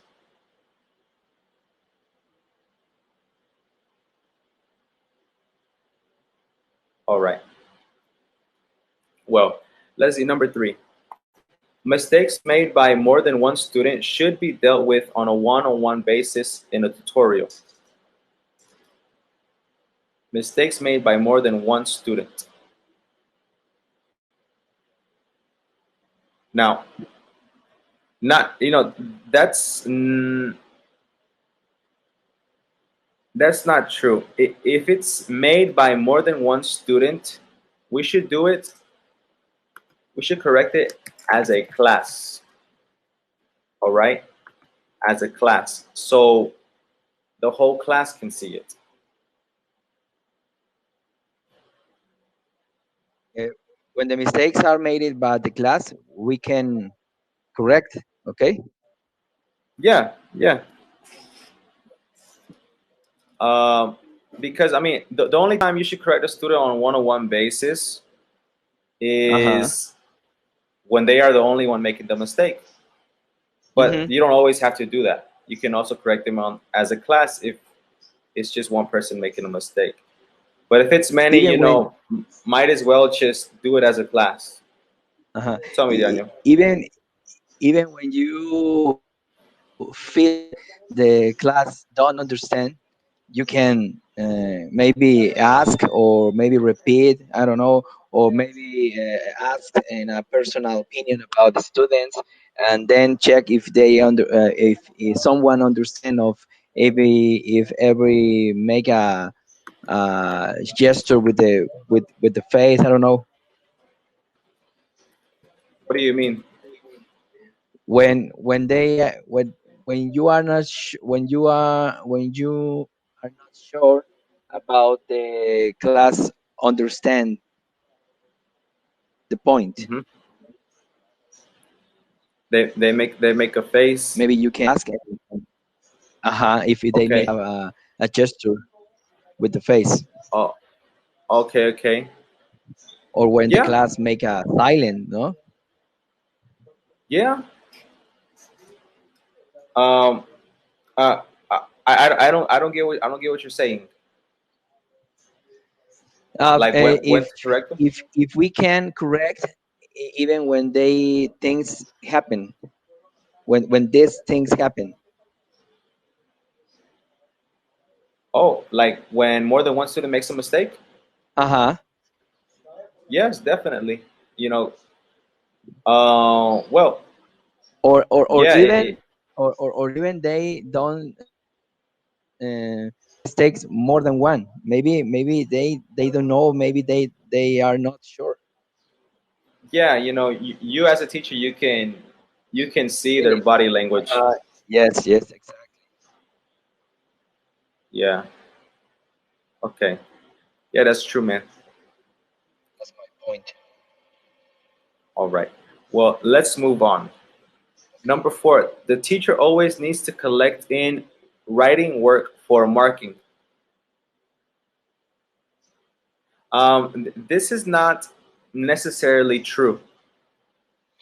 Why? Because as we said earlier, you can make use of peer correction. especially if you have those big groups with 50, 60, and Irving 100 students. You're not going to correct all that writing. That would take you a long time.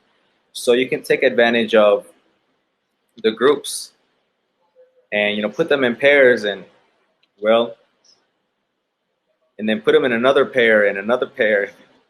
Try to see as many mistakes as possible as they can find. So it's up to you. You can add some variety to that too. And 5, errors can be identified by underline and showing the type of error with a symbol in the margin. Yes, yes, yes, yes. If you have a class, you can put the correction code, I don't know, on the projector or on the board. You can make it yourself and tell the students to mark each other's writing with those codes. Or if you correct it, tell your students, okay, guys, I marked your writings. Look at the board. These are the type of mistakes that you made. Please work with a partner correcting your mistakes. And that's what you can do. Okay? So basically the correction code is essential. If you don't have one, find one. And if you don't like the ones you find, make one. There is no specific correction code. You can make your own. I made my own, and actually I make a new one every time I have a class. It depends on what type of mistakes they make, because sometimes they don't make a certain mistake, and there's no point of showing them that correction code.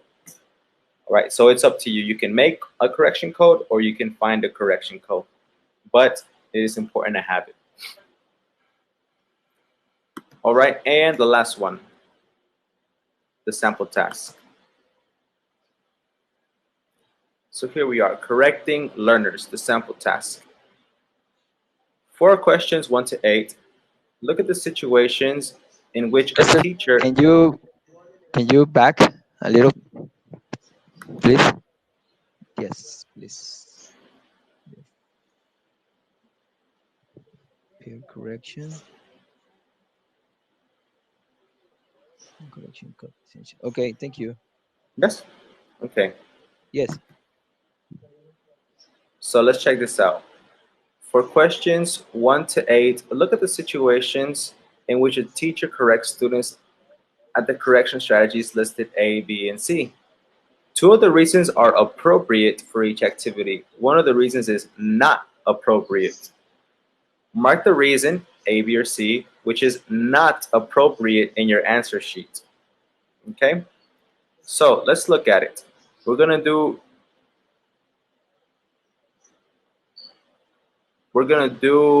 the first 2 together, which is 1 and 1. I don't know why that is, but anyways, a student says the word August with poor pronunciation in open class. The teacher A says the word correctly and asks the students to repeat it. B writes the word in phonemic strip on the whiteboard. Or C asks the students to say the word again with no correction and then moves on. Which one is not correct in number 1? Which one is not appropriate?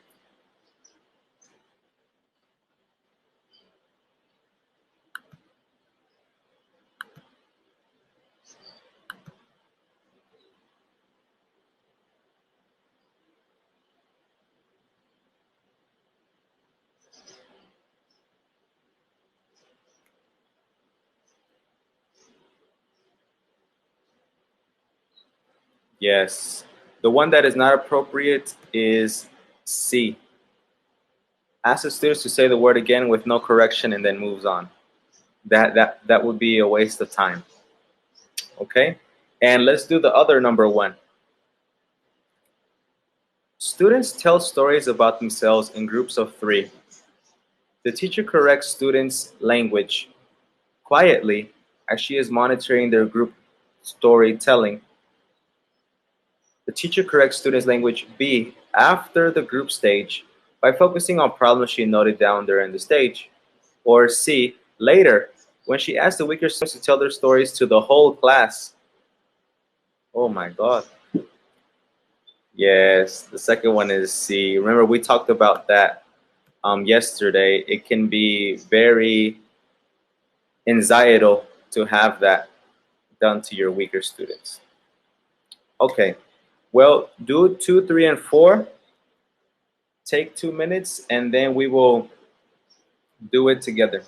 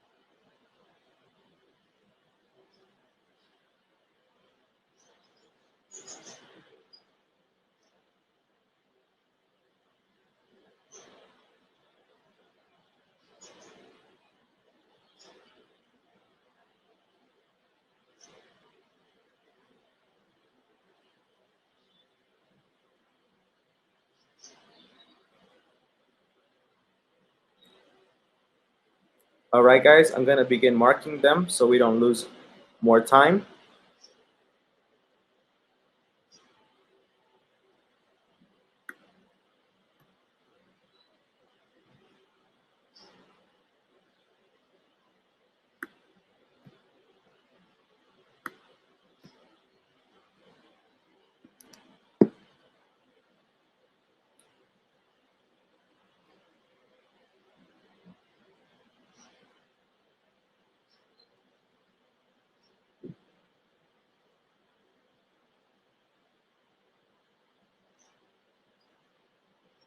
Yes, everything is good?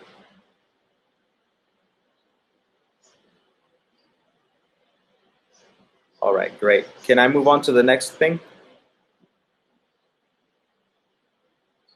All right, yes, yes.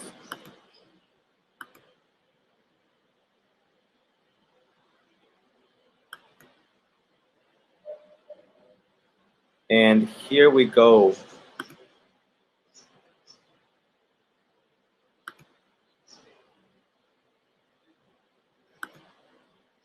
All right.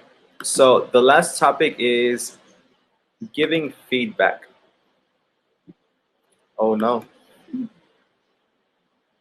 Can you go back, please? Yeah. To the page we were doing, right?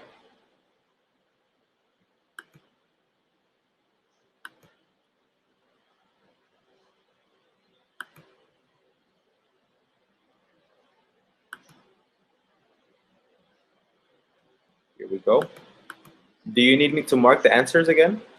Or it's okay?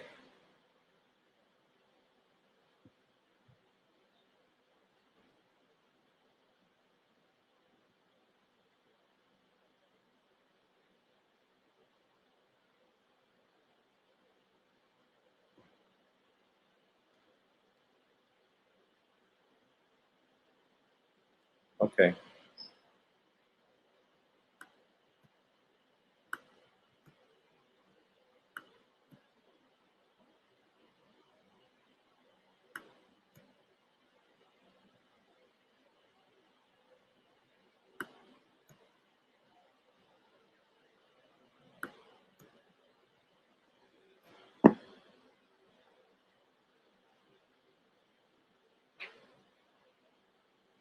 That's good, Elizabeth? All right. Yes, no problem.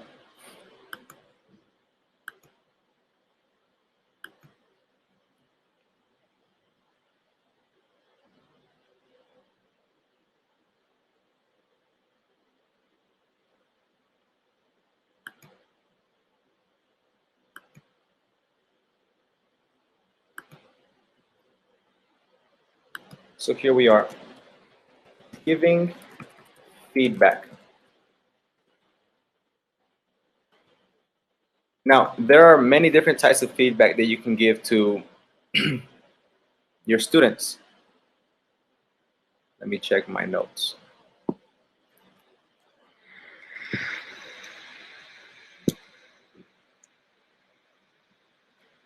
You can, teachers can give spoken or written, formal or informal,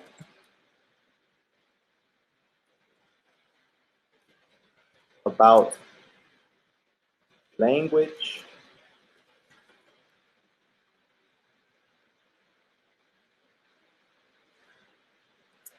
skills, progress, areas of improvement, ideas, behavior, attitude of learning, effort, etc.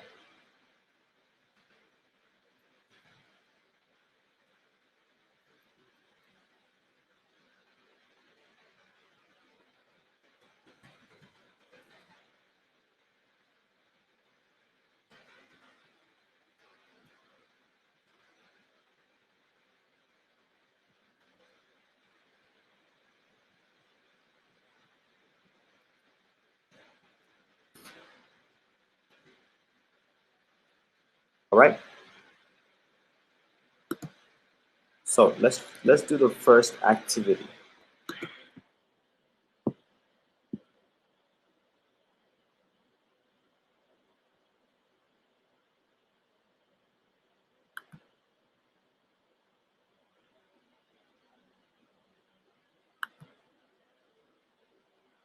To the to this.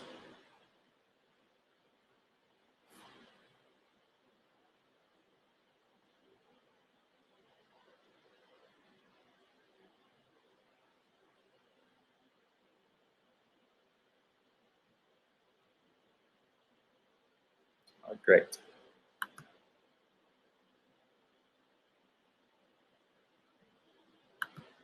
Now, giving feedback has different aims. Sometimes it can be to focus on some common mistakes. It can be to motivate. Um, it can be to provide students with, you know, a model for any future activities. Let's look at the feedback on written work and what the aims of these are. So, sample task 1. For questions 1 to 5, match the ways a teacher gave feedback on students' written work with the aims listed A to F. Mark the correct letter A to F on your answer sheet. You need to use some options more than once. Okay. We have our aims at the bottom. To focus on common language, to inform students, to encourage students, etc., etc. Now, let's look at the first way of feedback and let's match it to the aim. So, number 1 is the teacher marked students' writing using a correction code. Then she gave them time in the lesson to improve their work while she monitored. What is the aim for the teacher?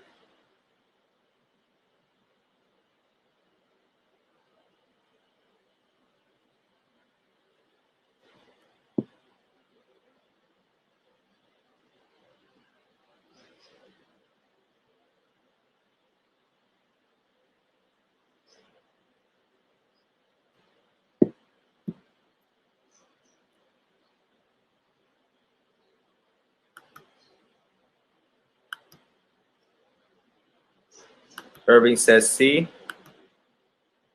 Does everybody agree with Irving?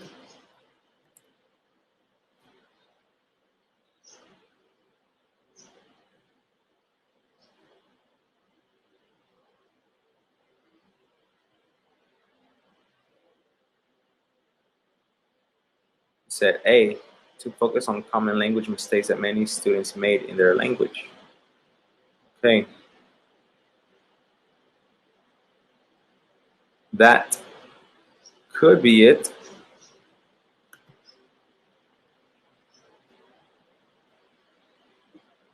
But see, this right here is not specifically talking about the language, Magda. Maybe they make mistakes with the punctuation or capitalization and stuff like that. It's not focused on the language part, which is the grammar and the vocabulary. Okay. Let's do number 2. Actually, we're gonna do the rest of the activities together. So, we don't take that much time since it's already late. Number 2, the teacher gave an overall grade for letters students had written for homework. He also gave them an example letter to look at.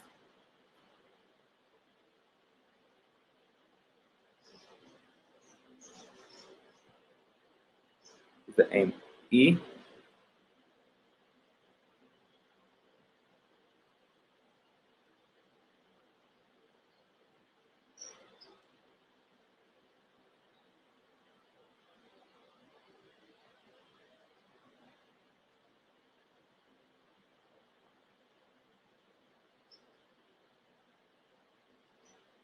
All right.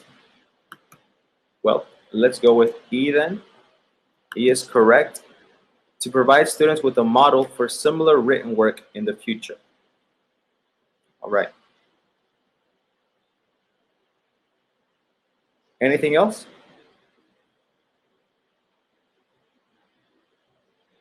No? Okay. Number 3, the teacher used a system of smiling and sad faces to give students feedback on their written work.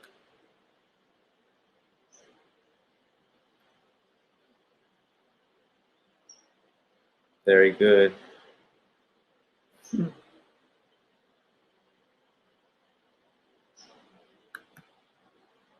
All right. We have D and F.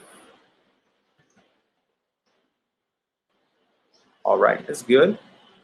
D and F, yes. Number 4, the teacher noted mistakes from students' written work and used these to prepare a language quiz, which students did in teams. What do you think is number 4?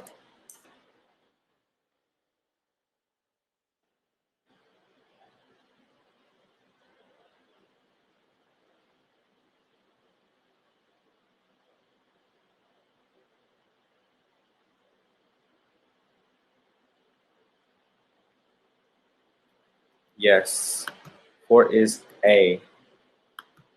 Very good.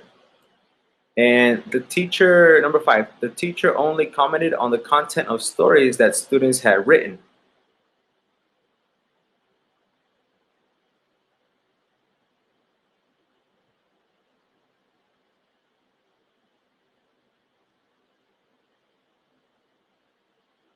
The teacher only commented on the content of stories that students had written.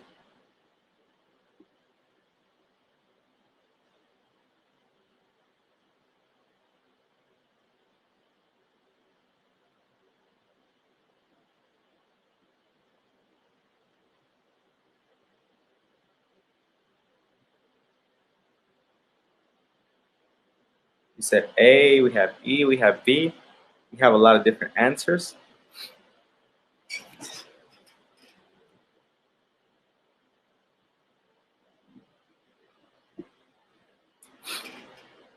And Magda says no idea.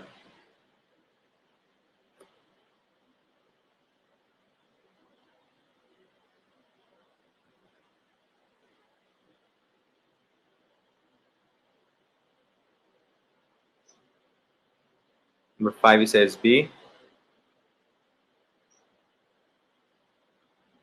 Okay. Could be B. And also, which one is it? And also D.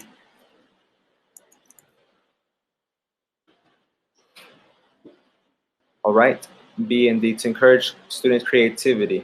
Okay, we're talking about the content, right? Maybe we want them to be more creative in their writing. All right, can we move on to the next one?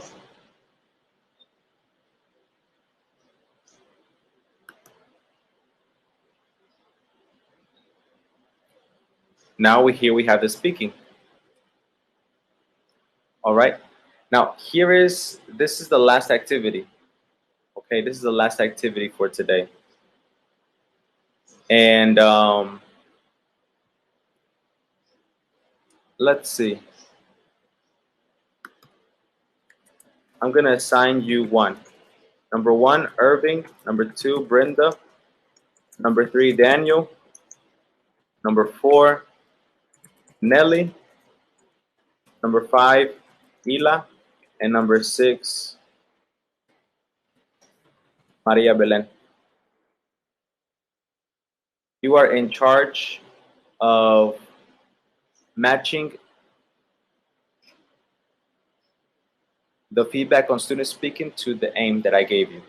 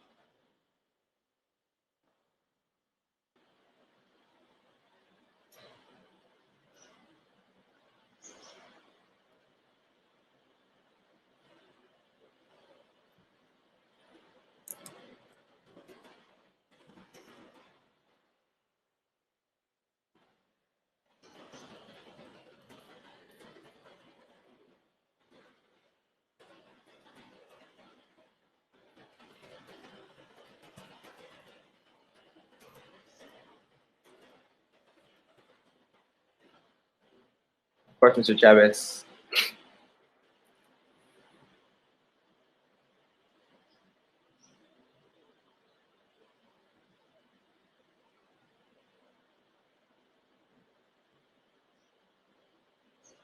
All right, Nelly says 4 for F.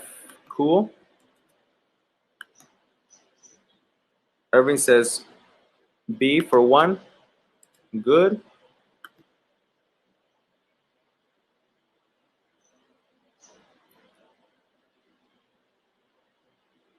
Daniel says 3G. Excellent.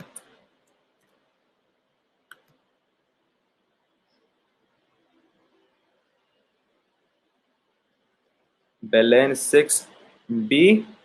Not exact. Oh, C. Yes. Sorry. 6 is C. Brenda 2D. Very good. And Ila 5A. Nice.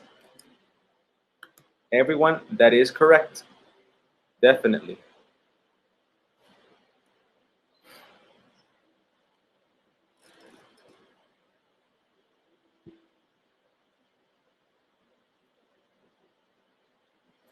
I'll take a picture of it and send it to the group.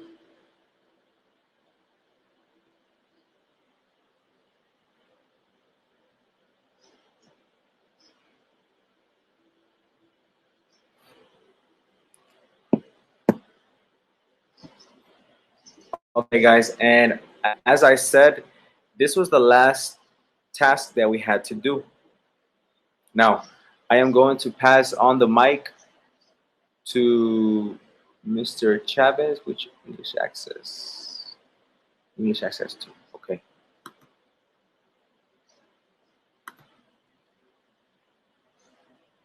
Mr. Chavez, it says I can't unlock your microphone.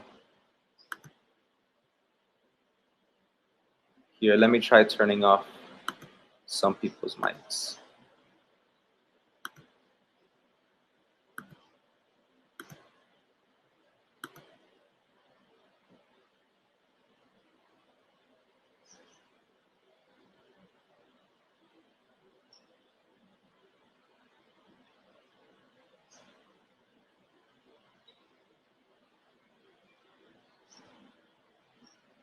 What happened?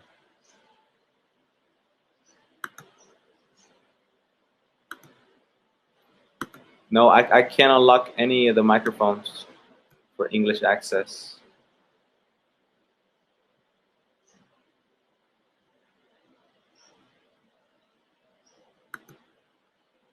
There we go.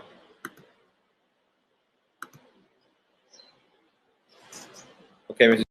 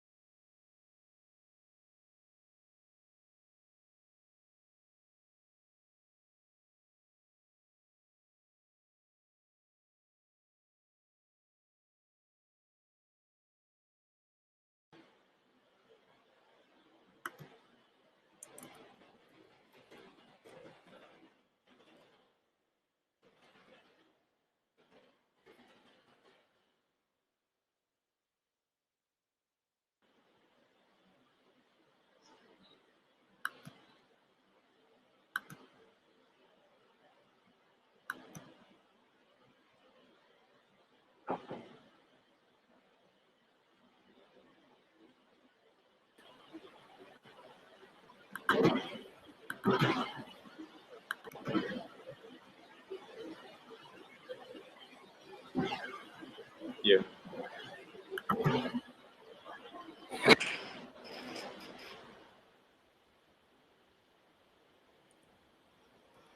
Nice shirt.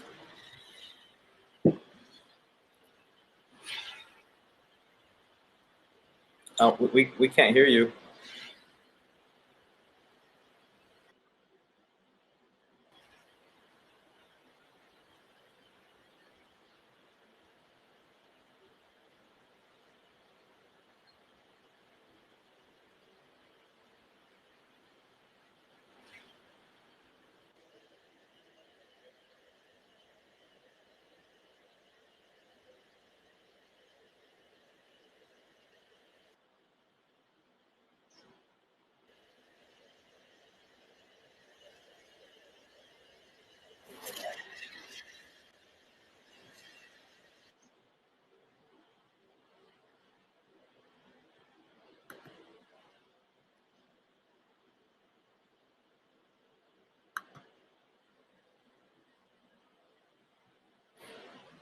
I don't want to be on the big screen.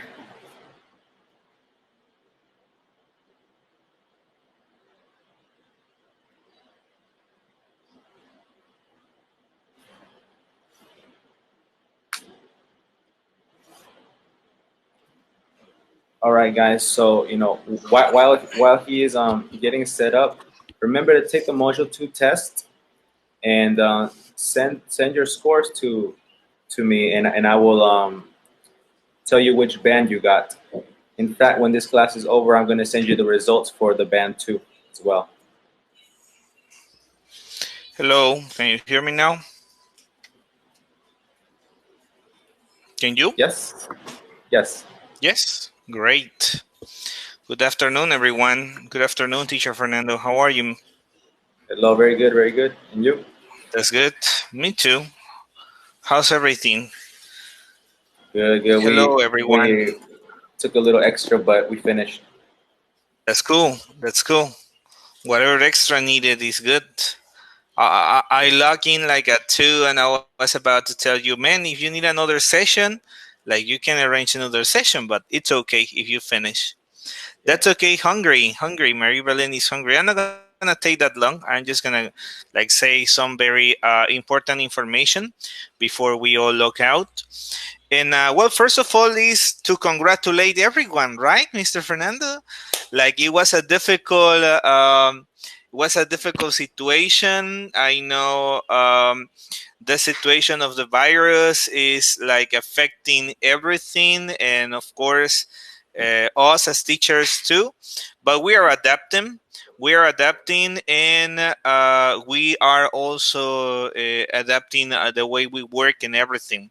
Yes, Danielle, don't worry. Actually, I'm going to I'm going to tell you more. Don't worry. Take it easy. Take it easy, everyone. First, let me tell you all the information, and then you go for more details and more questions. Okay, take it easy. Okay, yeah. So, well, first of all, congratulations to all of you. I guess that all of you guys deserve a very big applause, right, Mr. Fernando? Yes. Good job. You did an excellent job. Congratulations. I was telling Mr. Fernando that we are surprised of your responsibility and your commitment because, well, Mr. Fernando knows it, and you guys probably know it too.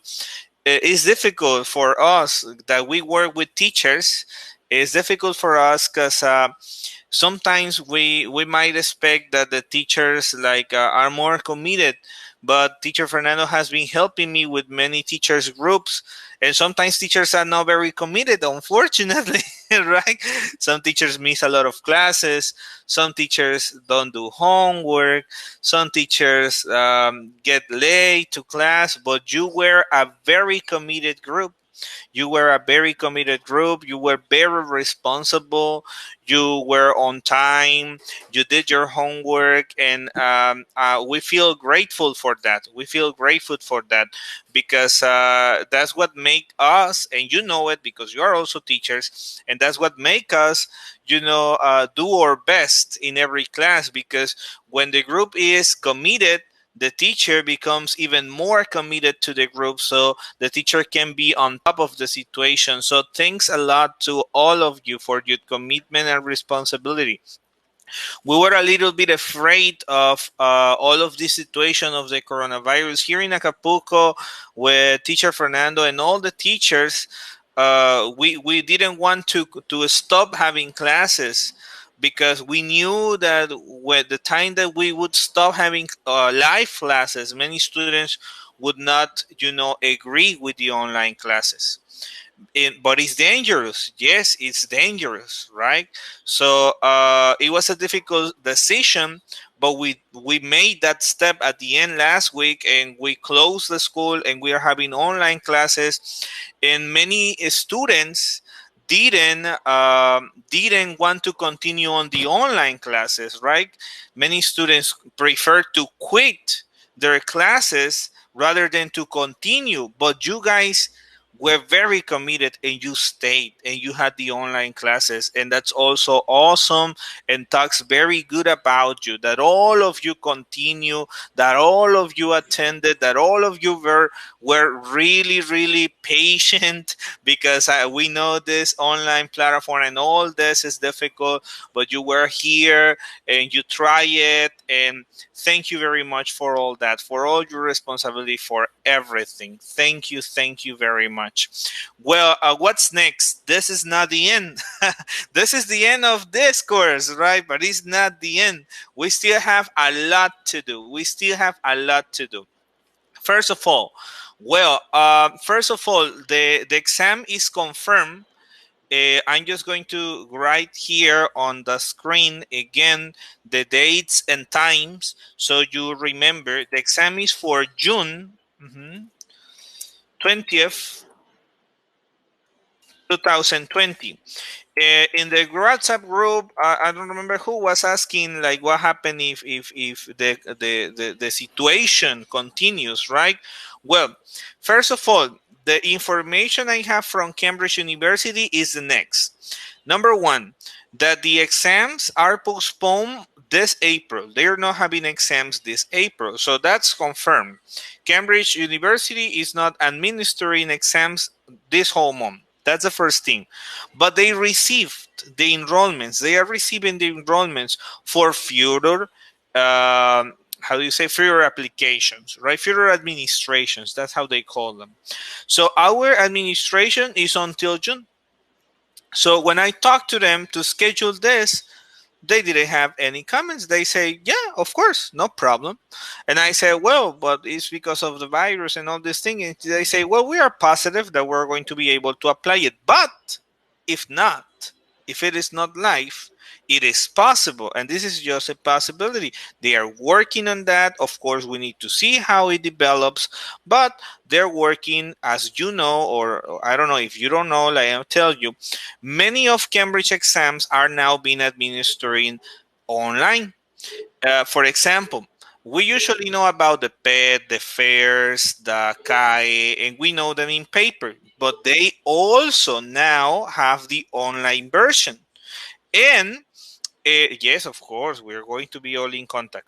And this online version is available, is now available. So what they are thinking in Cambridge is that in case they cannot administer, because these guys, Cambridge University applies a bunch of exams worldwide. It's not like only us, right? It's a bunch of exams worldwide, not in Mexico. I mean, around the world, they apply millions of exams a year, right? So these guys like have a lot of people pending on the exam. So they are working on that so they can give a little bit more E4, more reliability, which is the most important, to the online exams. And they told me that in any case, the most probable is that we could take an online version. That's the case. If not, if someone has any troubles and someone cannot take the online version or anything happens, yes, I talked to them about the refund that someone mentioned, and it's okay.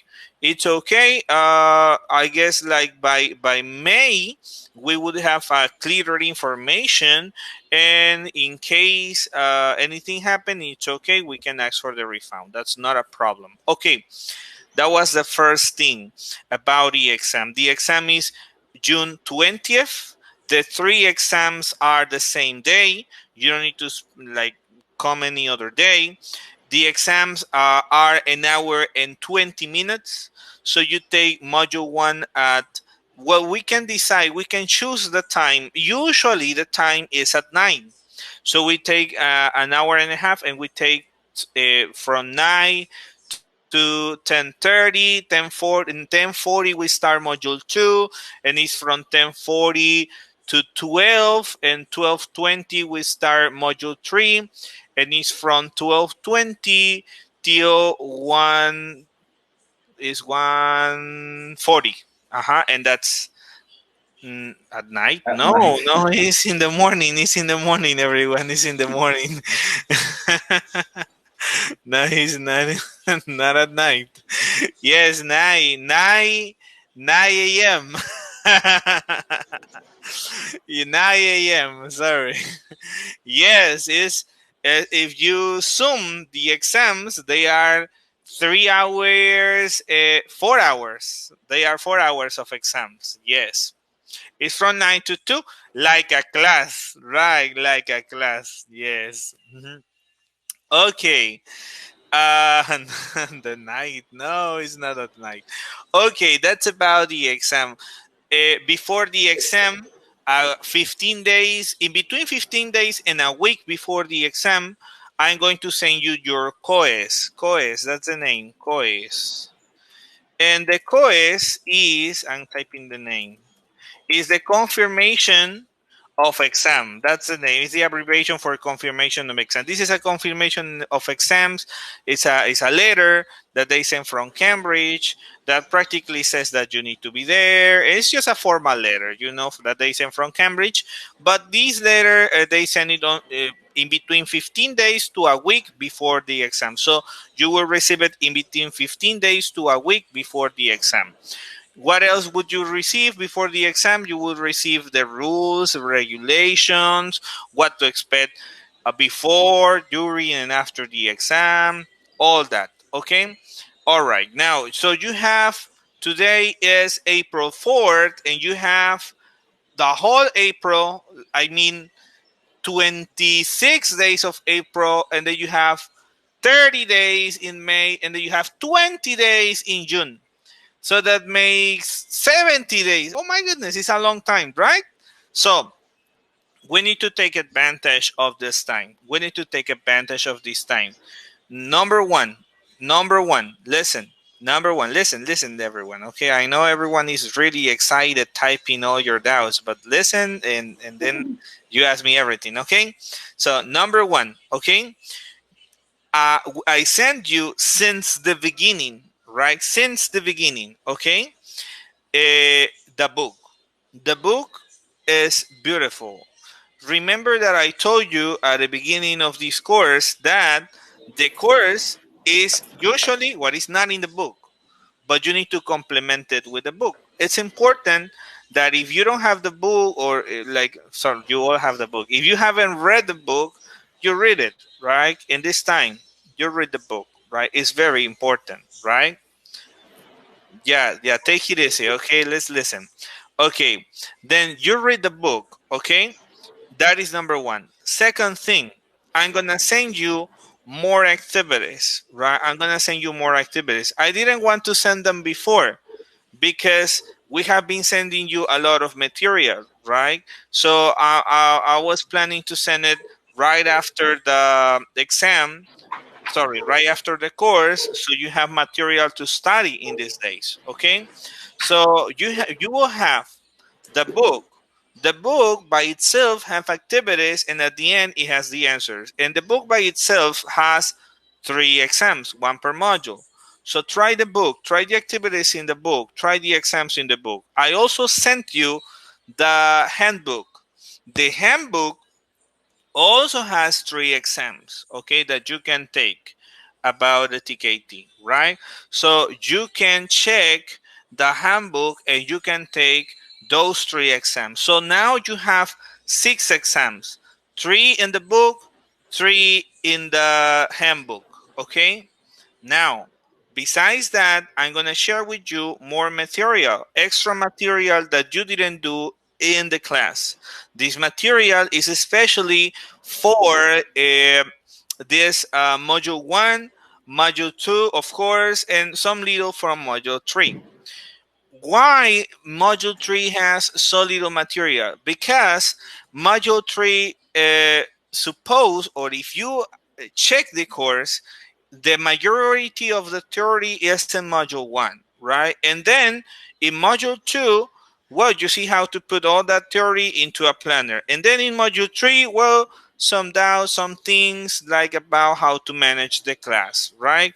So there is not like too much material about module 3, but we do have some extra that I will send it to you, okay? Okay, so the books, the exams, the handbook, the material. Besides that, I'm gonna send you extra videos. These extra videos are from another online class that we gave. This online class, I gave it like, I don't know, like 2 years ago, I guess, but was an online course. It's the complete course but online, okay? So I'm gonna send you those videos about this online course. It's very short. It's only 5 videos, right? It's not like with Teacher Fernando. Teacher Fernando course was more extended, but this course will also help you to review the concepts and all that. Okay, now next we have more news. That's what I tell you, to take it easy, right?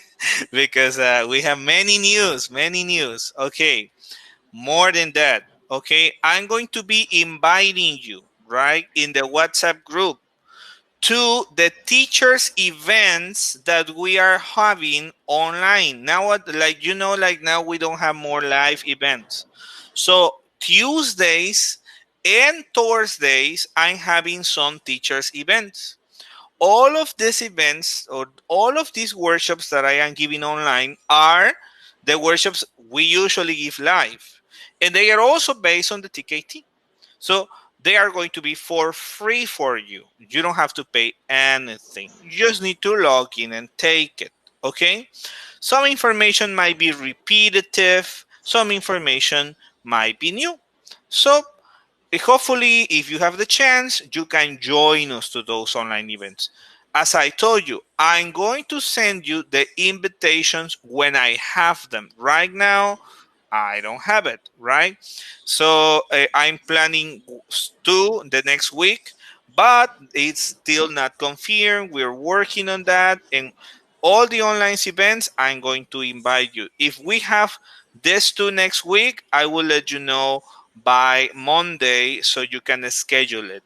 Usually, I'm giving it on Tuesdays and Thursdays, and usually it's at 7 p.m. Yes, this one is at 9, not like the exam. This is at 9. Okay, but I will let you know because sometimes we plan it, but we don't have, a very good response, and we don't give it, right? So I'm gonna let you know, and I'll send you the invitation on the WhatsApp. Okay. All right, so you got the book, the extra activities, the video, the handbook, the online courses for teachers, and then this is the best part. The best part. June 20th is, let me check my calendar. June 20th is a Saturday, right? So, 2 Saturdays before, this is June or Sundays. It can be Sundays. If you cannot a Saturday, it can be a Sunday. We can schedule it. Okay, June 6th, or it can be a Saturday and Sunday. That's not a problem. Okay, June 6th or 7. And June 13, or 14, we are going to have a review. Okay, this is going to be before the exam, the 2 weeks before the exam, right? This is going to be right before the exam, because if we give it with many time in advance, it would not be that convenient. So it would be the 2 weekends before the exam. This review is going to be also for free, right? You don't have to pay anything, but it's going to be online, right? We're not going to travel to Iguala, because if we travel to Iguala, we spend a lot of money. It's not like that close. Okay, so we're going to give it online so we can give it for free and we don't have any problem. Okay, so and that's it. That's practically it. So you got the book, the handbook, the extra activities I'll send you, the videos of the previous online class I gave, and the 2 weekends that we are going to be working. So you have 5 homeworks. Oh, well, 6 homeworks, because teacher Fernando also gave you the sample text for module 2 and the sample text for module 3. And you also need to send him your answers so he can check it. Okay? So you have 6 different homeworks to complete during these days that we are not gonna have classes. Okay, we learned. Okay. All right. Now you can tell me all your doubts. Okay. Oh, sorry. Before that, the diplomas. Okay, the diplomas. I don't know. I'm going to get in touch with Getsy, and can you tell us about the last payment? Oh, yes, of course. Yeah. Thank you, Getsy. I will. I'm gonna get in touch with Getsy to check if I can send her the diplomas, if she can pick them up at Iguala. I don't know if the shipping companies are still working. Hopefully they are, and I can send you the diplomas, and she can receive them there, and you can like probably contact Getsy and get them. Or if someone cannot, I can send you a PDF of the diploma with a QR code for the validation. Whatever is okay. Okay. Of course, the printed diploma has the seal, has the stamp, has the signature, and everything. Okay. So that's about the diplomas. All right. All right. Yeah, I'm gonna get in touch with Getsy and I'm gonna send it to you. No problem. That's not a problem. I can do it easily. No problem. Yes. Yeah, actually, like she's telling me right now that we're going to check that and we're gonna give it to her. Not a problem. Okay. All right. Any other doubt? Now, all your doubts. Go ahead.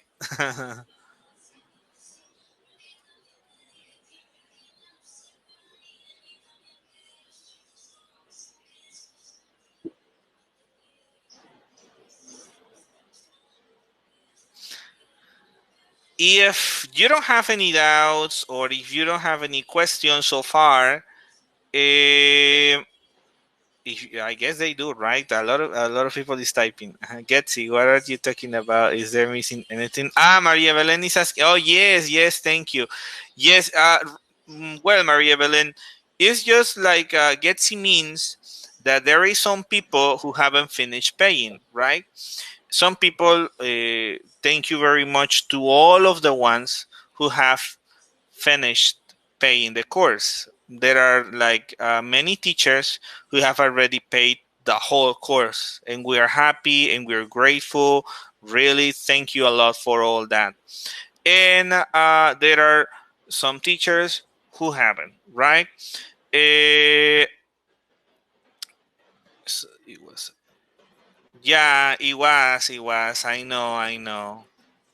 It was, but like well, guys, I know it was that you guys probably were in a hurry to pay, but mm, remember that since the beginning of the course, we had said when the exams were and when we needed to pay, right? So, and well, we just need sometimes to organize better, right? Yeah, probably some of you forgot, and that's why at the end you were in a hurry. Unfortunately, exams from Cambridge are exams that need to be scheduled with a lot of time in advance. It's not like other exams that we have, for example, exams from San Diego that we can schedule a day before, but from Cambridge, it's not like that. We are very understandable. I guess we are. I guess we are all very understandable and we always try to help, right? I'm just gonna check. I don't have in mind right now who's missing, right? I don't have in mind right now who's missing to pay, but I guess I will get see. I guess I will approach individually, right? The people who's missing payments and check, right? Like Maria Belen says, uh, like to check, what the situation is and how we can solve it. Hmm. Yes, don't worry about that. We are very understandable. Hmm. Thank you. Any other doubt?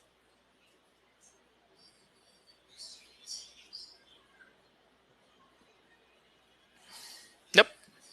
Seems not, right? Okay. All right. Teacher Fernando, is there anything you want to, any message, any closure message you want to give these guys? Um, well, about the module 3, guys. Can you hear me? Yes. Yes. Yes. Okay. Well, whenever this video chat is over, I'm going to work on giving you your results for the module 2. All right. Please try to take the module 3 this week, and when you are finished, tell me, and I will send you the answer sheet, and you can check which answers you have correct. Once you have checked which ones you have correct, you can send me the total, and I will respond with which band you got. Is that okay? Seems fair. So, yes, he will send you the results and check the answer key to check your mistakes. And they can Yes. approach you, right? They can send you a message in case they have any doubts about their mistakes. Yes, of course, of course.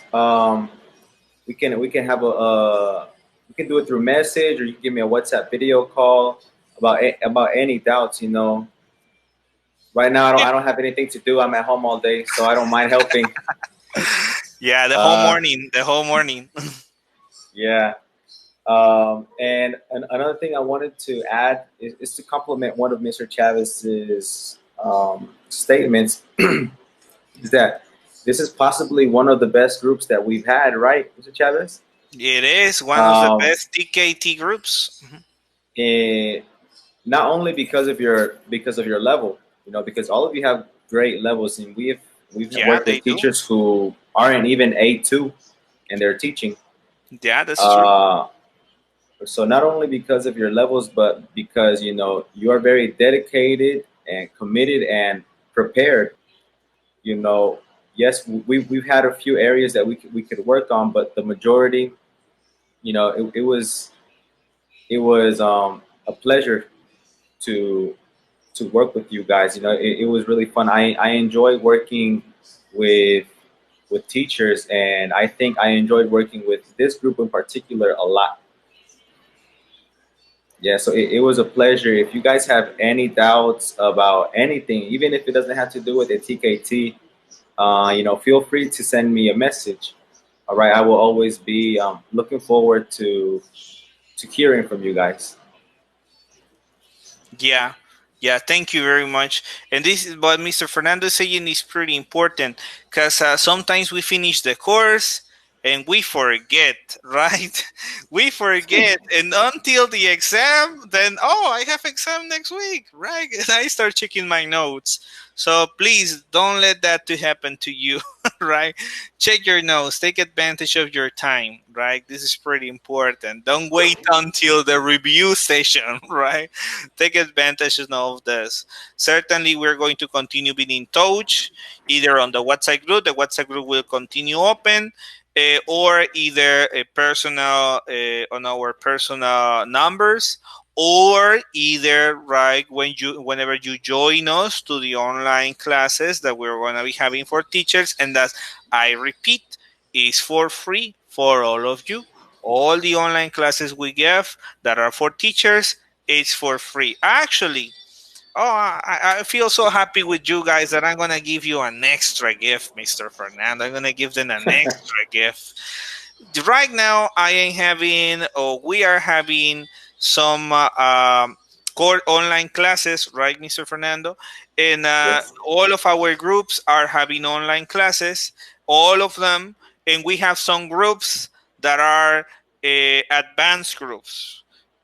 So if you want to improve your English or to practice more your English, of course, why not? For free this online period that we are having, join us to the online classes. Just text me who's interested about taking the online classes, regular English classes. These are not TKT. This is to improve your level, to improve your English level. And Mr. Fernando, for example, is having a touchstone 4, right? That is a good level because he has a lot of grammar, and it will And help face you to a lot. face. We also have on Saturdays face to face. That is giving teacher Jesus. We have a TOEFL preparation course online too. And what else? What other groups can they join? Well, I guess those are the groups that you can join. We have the Touchstone 4, that is during the week. It's starting, right? You're having a Touchstone 4 starting, right? At 4:30. Yeah, the C1 is starting on this week. Yes. And we have in the the face to face. That's true. 6 to 7:30. C1 level. That's fantastic. Also a fantastic opportunity to all of you. C1 level, guys. Like you should take it. You should take advantage, right? 6 to 7:30. Yes. With Mr. Fernando. Yes. The ones who are interested, because right now the chat has a lot of comments, send me a message. You have me in the WhatsApp group. Send me a private message with your information, like, hey, teacher Mario, I want to take this course, this is my email, and I enroll you. Okay. And all this April is for free. Oh my goodness, I'm so excited today, right? I'm gonna close, because if not, I'm going to continue giving gifts today. My house. They say my house. My car, right? Continue. Okay. Yeah, well, that's for sure, guys. You get it, and you just text me about the classes, the C1, the B2, which one you want to take, and of course, I'll enroll you and take this month for granted. Take this month that we are online, like not like with no payment. Extra, it's just for free and a scholarship for this month. Okay, I'm happy that you like Mr. Fernando's classes, right? I'm also happy that Mr. Fernando did an excellent job with you and then all of you are pretty happy. For me, this is everything. We are still in touch. It's not a goodbye. We are in touch. It's just like we're going to be in touch. If you're taking the classes, you're going to see Mr. Fernando there too. Thank you very much to all of you. Thank you, Teacher Fernando, for all your effort, your commitment. A big applause for Teacher Fernando, too. Yes, from wherever you are, send your claps. Thank you. And, well, we continue doing our best. Okay. Thank you. Thank you, Teacher Fernando. Thank you, everyone. And of course, thank you to Getsy, right? Getsy made all this Yes. possible, right? Yes. Yes. Getsy made all this possible. Getsy is an awesome host, right? Because she's taking care of everything at every time, and she's also very worried all days. Like she's like, "Oh my goodness, Mario, how do we do this? What do we do now?" And she's always worried about you, about giving you the best. Thank you, Getsy, for all your effort and commitment. Well, that's it, Teacher Fernando, because if not, I'm going to continue giving more gifts. All right. Yes. Oh, in case you don't know what level to choose, if case like someone says, "Teacher, I want to take a course, but I don't know what level," we have sample tests online, like diagnostic tests, so we can check your level. You just need to text me too. Okay? Thank you. Well, that's it, Teacher Fernando. That's it, everyone. I All right. just Thank you, say Mr. goodbye. Chavez. Thanks to you, Thank you for the Mister. gifts. Ah, of course. Take care. Goodbye. I see you. See you, everyone. And guys, I'm about to go too. Well, you're gonna hear from me in a little bit. To give you your results on your module 2. Okay. So, like I said, it was really a pleasure to work with you guys.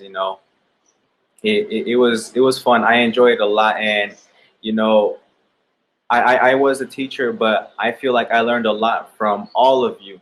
All right, and that's the beautiful thing, right? It's not me teaching you; it is us teaching each other. Okay, and well, I hope that we can stay in touch. And thank you so much for your dedication. Dedication is going to take you a long way, right? And it would be nice to have you in my classes, a B2 or a C1 class. That'd be nice so you can see me in action. All right?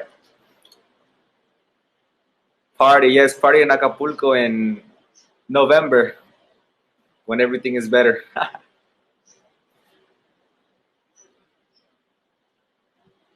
Okay. Well, I'm about to go, guys. See you and thank you so much. Of course.